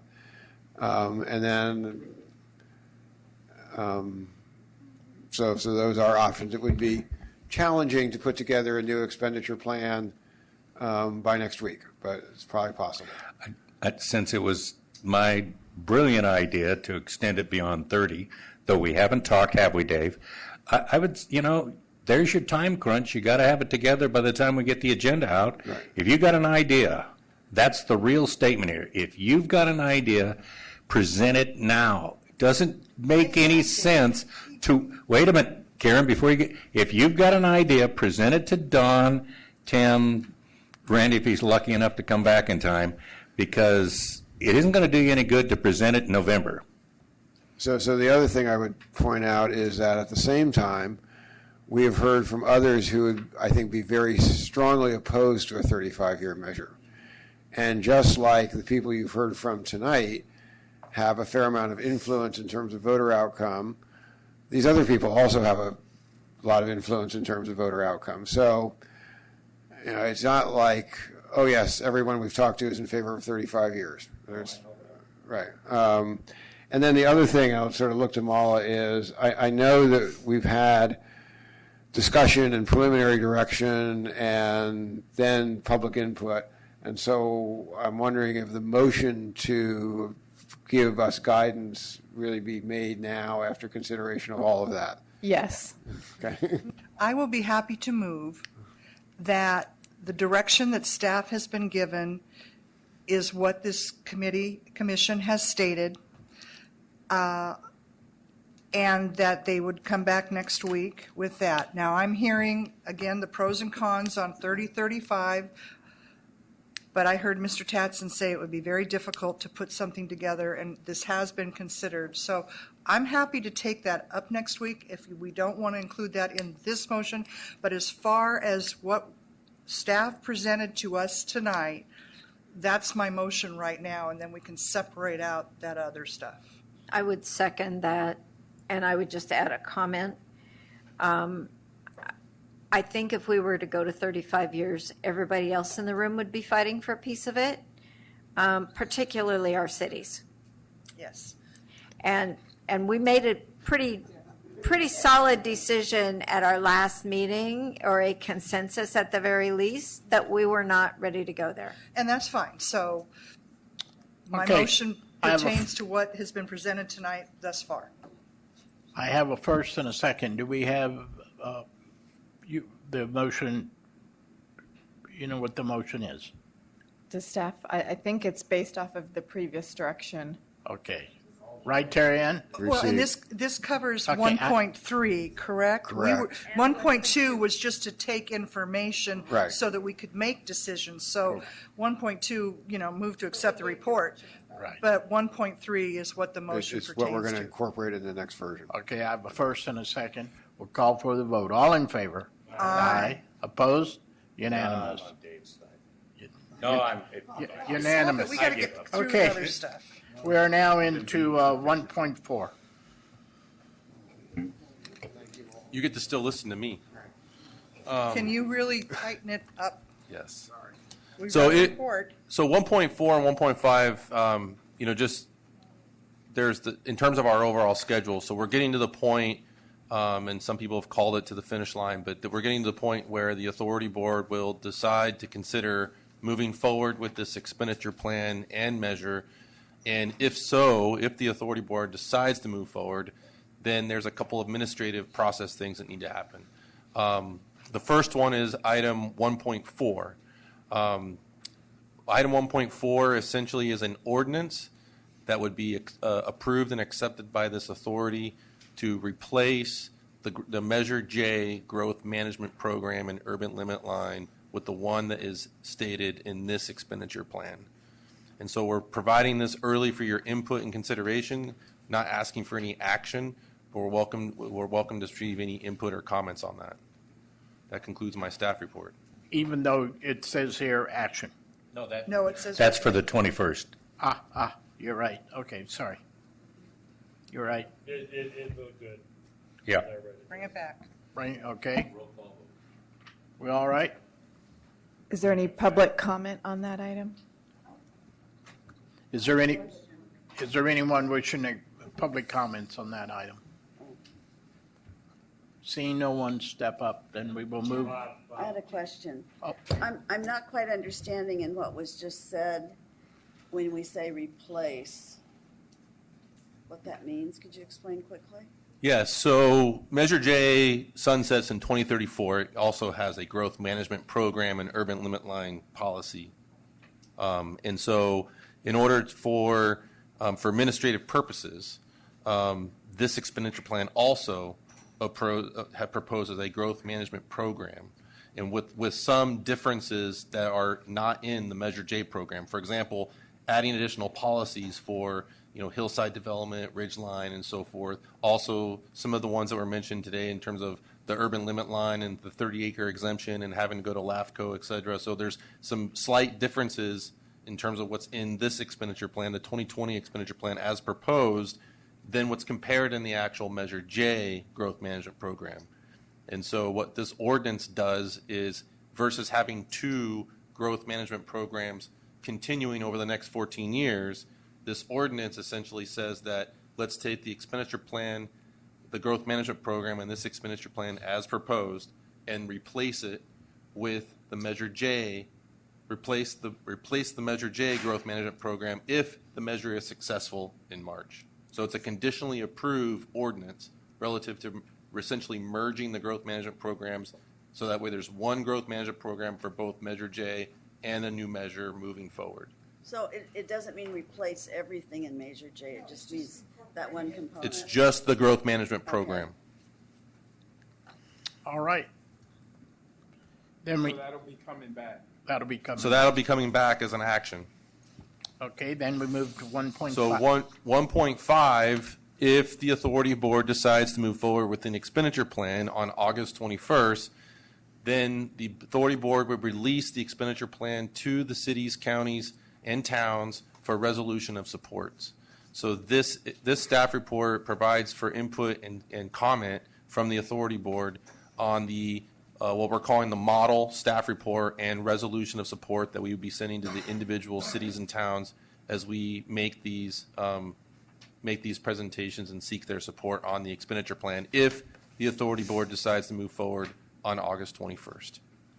Okay. That's good. Is that all good? Yep. Second. No, it's just, they're going to bring it back. And then on item 1.6, staff has requested we table that till the next meeting. Of what? Table. 1.6. Okay? With that, how about adjournment till August 21st? Don't we have to do some kind of comment? If I can do one quick, because we had a meeting that was set up by CCTA, Teresa, Amy, and I for Neuron about a project that they have coming in. I'd highly recommend anybody who has a business park take a look at it. I think it was ideal for Bishop Ranch. I think it would work for Richmond. We told them we didn't have your card, or I ain't giving them your card. I just kept them in San Ramon. But the reality is there's an awful lot of technology coming down the pike, and you can't see it fast enough. I've made this comment at Mayor's Conference. I've made it at Almond. I'll make it here. We should seriously think about going to the 3 major conferences in California next year: Almond, San Francisco, APTA in Anaheim, and the EVS 34 up in Portland. Okay, any other comments? We're adjourned.